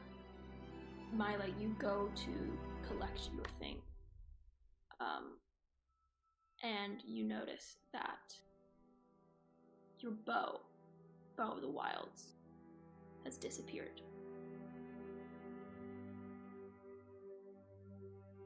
Oh. It's probably for the better. They will need it. I walk out. Damn. Right. You make your way out of the Temple of Zeus, leaving it behind you. Head. You walk side by side in rhythm towards path. Ash, are you leading them back to the house where you first met? Or are you going somewhere else? You're going straight there. Okay. Mm-hmm. You fall side by side. Mila, as you walk towards this place, that kind of still sinking feeling in your gut from a conversation that you had, as you begin to walk toward this new possibility, this new future, how are you feeling in this moment as you make strides towards the kind of decayed house? I think Mila is having this kind of assessment within her mind of continuing to step forward and being judge, jury, and executioner and trying to like step into that role for gods who have made their case known by this point. It's very clear which side they're on, the interests of their own. Or just going home. Leaving the godly life behind and just going to see her dad before she dies, essentially.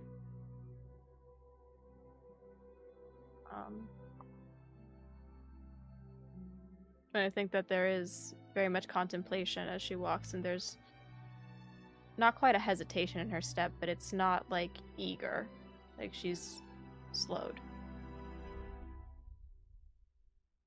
Okay. The only thing that's currently keeping her continually walking is that Ash has not stopped. Ash, you begin to walk down the lane to this abandoned place. In the distance, you can still see the divot that you left in the door when you broke it down to go get Theo. Gentle smell of decay as it beats, sun beats down, decaying via wood, that kind of wet scent drifting far. You stand at the precipice of this place. How do you feel? Before, kind of at the start of this, when we were on the boat, they were feeling unsure, not quite sure what to do, but now they're feeling confident after the conversation with their mother and the concern that they showed. Despite what she said, they feel a lot more certified in what they were trying to do. Before, it was simply an idea that could be so beyond everything, but now they know that this is the right path. This is what will bring balance. The door stands ahead of you. It appears to be lightly ajar. Ash, I want you to know that if our paths were to cross again, I would not fight them.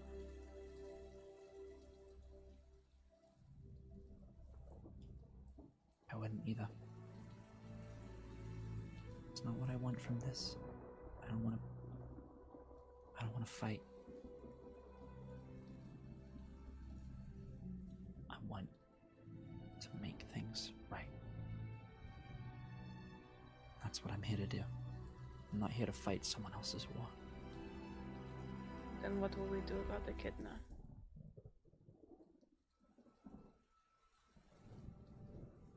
If the opportunity comes, she will kill all of the gods.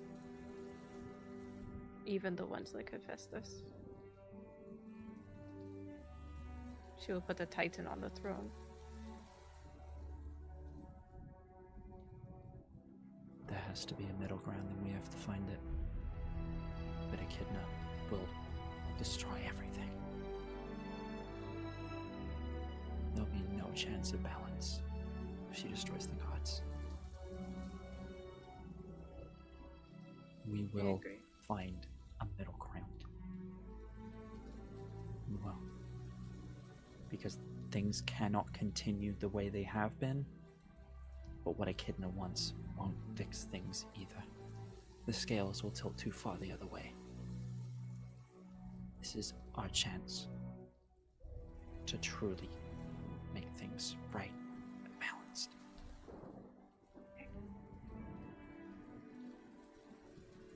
And then I'll step forward and try to open the door. You the door, and you see the back of Kaya, who stands in the center of the room, kind of rubbing her hands with she kind of hunches, and as she hears the door creak open, she spins around. Her eyes kind of bright. The shag of her hair has seemed to gone more shaggy than usual. The pure density of it. The midnight barber. The Strikes again. barber strikes midnight again. She seems to have some new scars. And there's a kind of hunch in her stride as she kind of turns. Looks a little bit wiry than she did. As she looks at you. Kind of shocked that you even came. Like she couldn't believe that it was going to be some trick, but that she couldn't. Even if it was, she didn't care. Yeah. The glaive lies on the floor beside her.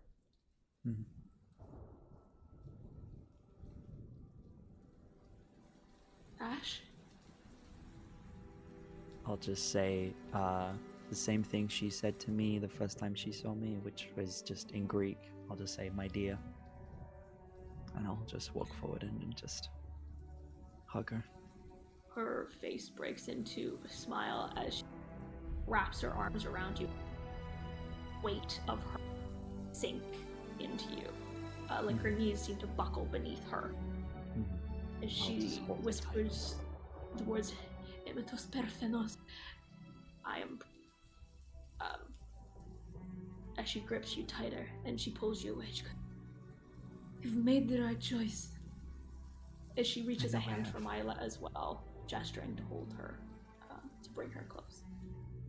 Aeaea steps in the doorway, but isn't that comfortable with Kaya yet.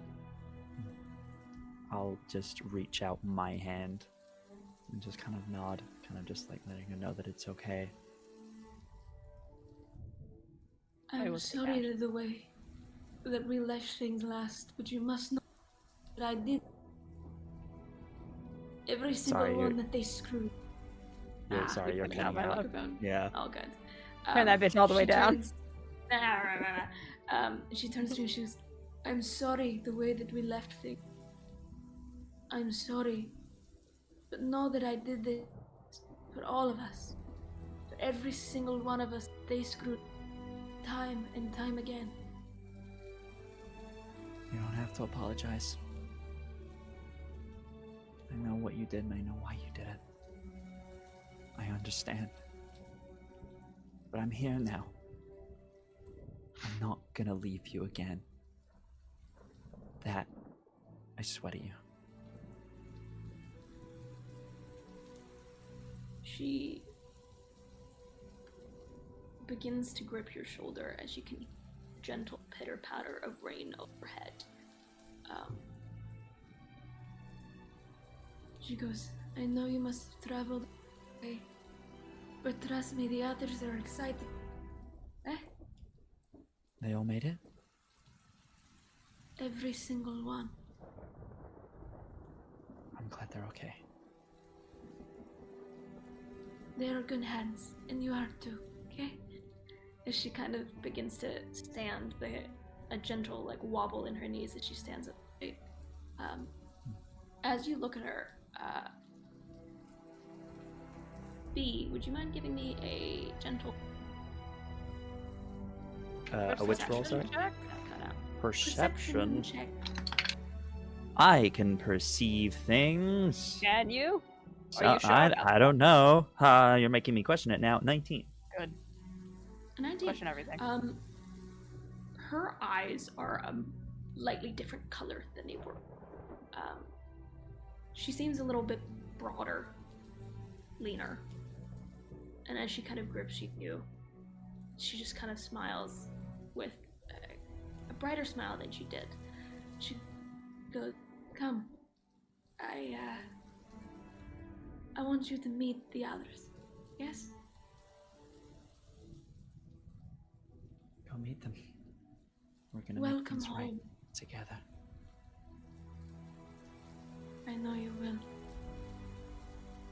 She's gonna take the opportunity to gently hold your hand, squeeze them lightly, and then turn to Aeaea. I know the face of someone. You are safe here.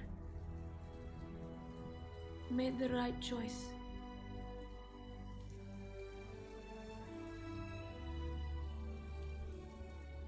I just worry for what I've left behind. I I had to think cancel some reservations. I wish to preserve all of them. I want to keep them safe. No, that is not our goal. I think of each and every one of them each night. Come, let's get you fed. As she kind of offers a hand and beckons you out the back door. There. And that is where we're going to leave it. As our two maybe baddies begin to make their way with Aeaea to the opposing place. Who knows? I guess you'll find out in that.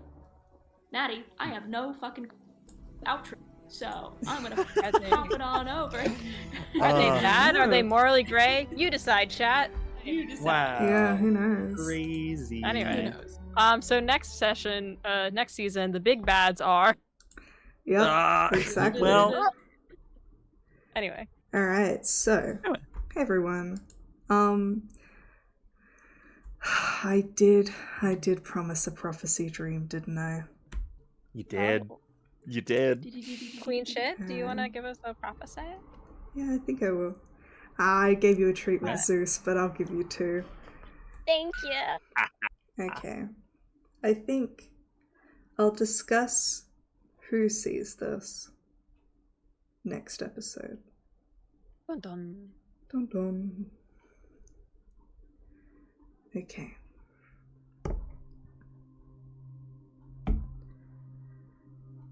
A man sits looking out into the void of nothing, sitting on a balcony. This endless, cloudy sky. It's a slightly blurry, masculine figure facing away from you. Dressed in a white toga, leaning heavily down, elbows against his knees as he stares out.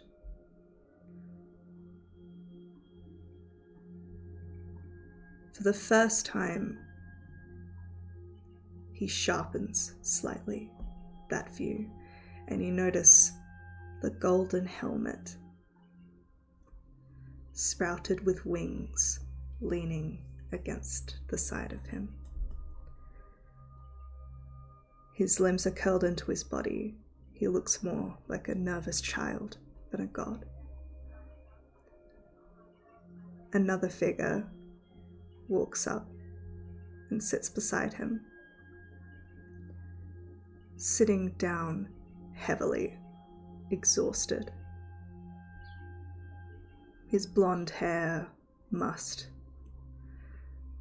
Apollo's bravado that he had with Jezebel drops immediately in the presence of his brother. They're both quiet. Hermes looks up. Did you do it? Apollo just hums, not looking at him. Hermes just looks at his friend. Thank you. Apollo just stares. He looks so tired. They sit in silence for a moment before Hermes breaks it. They took one of yours? He hums again. Do you know why? There's a pause. Apollo finally looks at Hermes. She had a twin. Ah, Hermes says. And they both understand who was blamed for the past tense of that statement. Apollo rolls his shoulders back. I thought it would have gone away by now.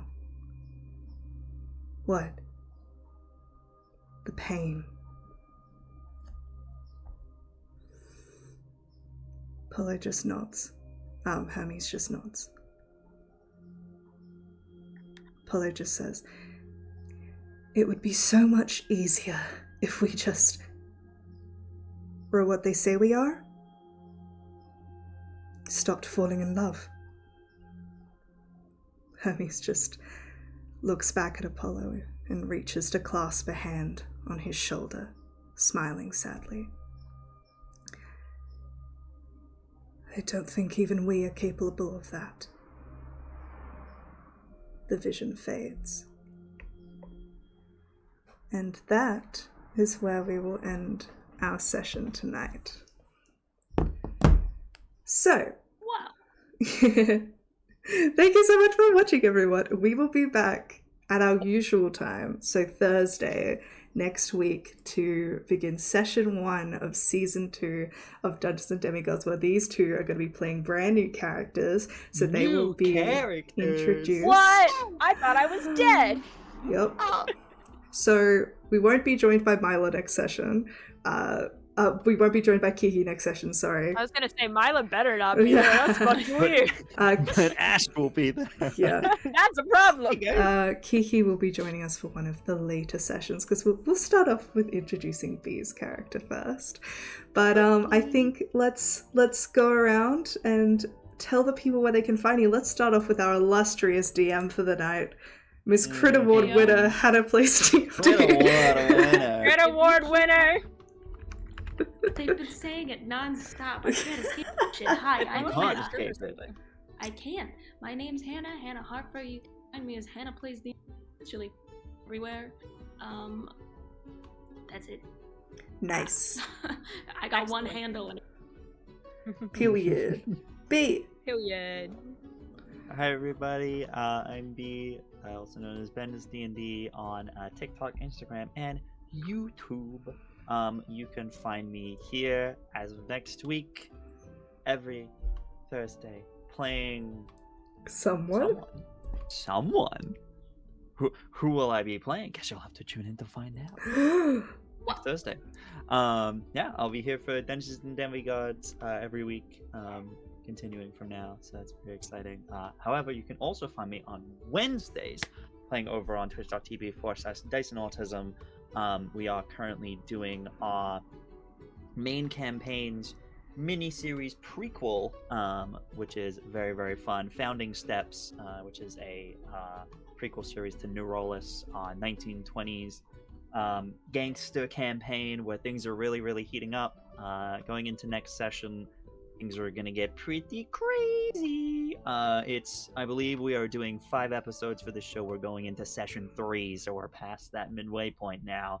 We are currently trying to hunt down a deck of many things. It's going to get wild. We are level 16. It's a high level, crazy wild time.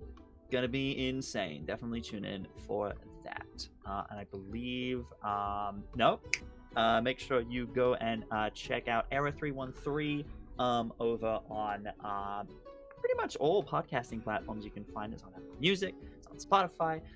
You guys have been incredible. Checking every single episode so far has had over 100 listens. I believe we're up to like 750 total, which is insane considering it's only 4 episodes so far. We're really doing it to them. We are really excited that you guys are enjoying it so much. It is my first time doing anything voice actor stuff, so it's my first dive into it. But yeah, we're really excited about the show. New episode will be coming out not this week, but next week. It'll be episode 5. Yeah, episode 4 was a doozy. So if you're not caught up, go check it out. Aeaea 313 on all podcasting platforms. Woo. And that's me. Kiki. Hello, I'm Kiki. You can find me all over the internet at Kiki Does Stuff or Kiki Do Stuff here on Twitch, where I actively do things. I'm getting back into streaming, so give me a while before I get an actual schedule going. But you'll catch me doing things like playing Subnautica, having Jackbox parties with chat, fucking hosting some PvP in the future soon, maybe. Have some Dual Masters Guide one-shots lined up, so be sure to tune in for those. But other than that, I think that about does it for me, so bye, I guess. I don't fucking know. Hello, hi, I'm Maddaloon, this here my channel. Disembodied voice. God, is that you? God, Be I'm about to sure. get smited, bro. Yep, be sure to follow thought you and were.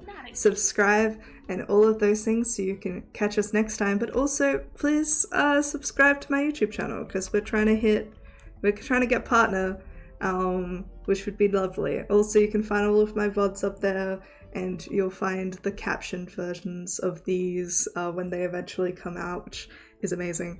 Other than that, I started on Start Playing, and I have 1 seat left at my table, so if you would like to play Chains of Asmodeus, you're welcome to join. There's a couple people who have been in the chat tonight who will be playing with me. So yeah, if you want to go to the hells, get some souls, make some deals, feel free to join. If you miss out, I'll definitely be doing more, so don't worry. Follow me other places. I'll see you guys next week. Alrighty, we're gonna raid someone, so chill out. But say goodbye, adventurers. Goodbye, adventurers. Adventurers. Woo!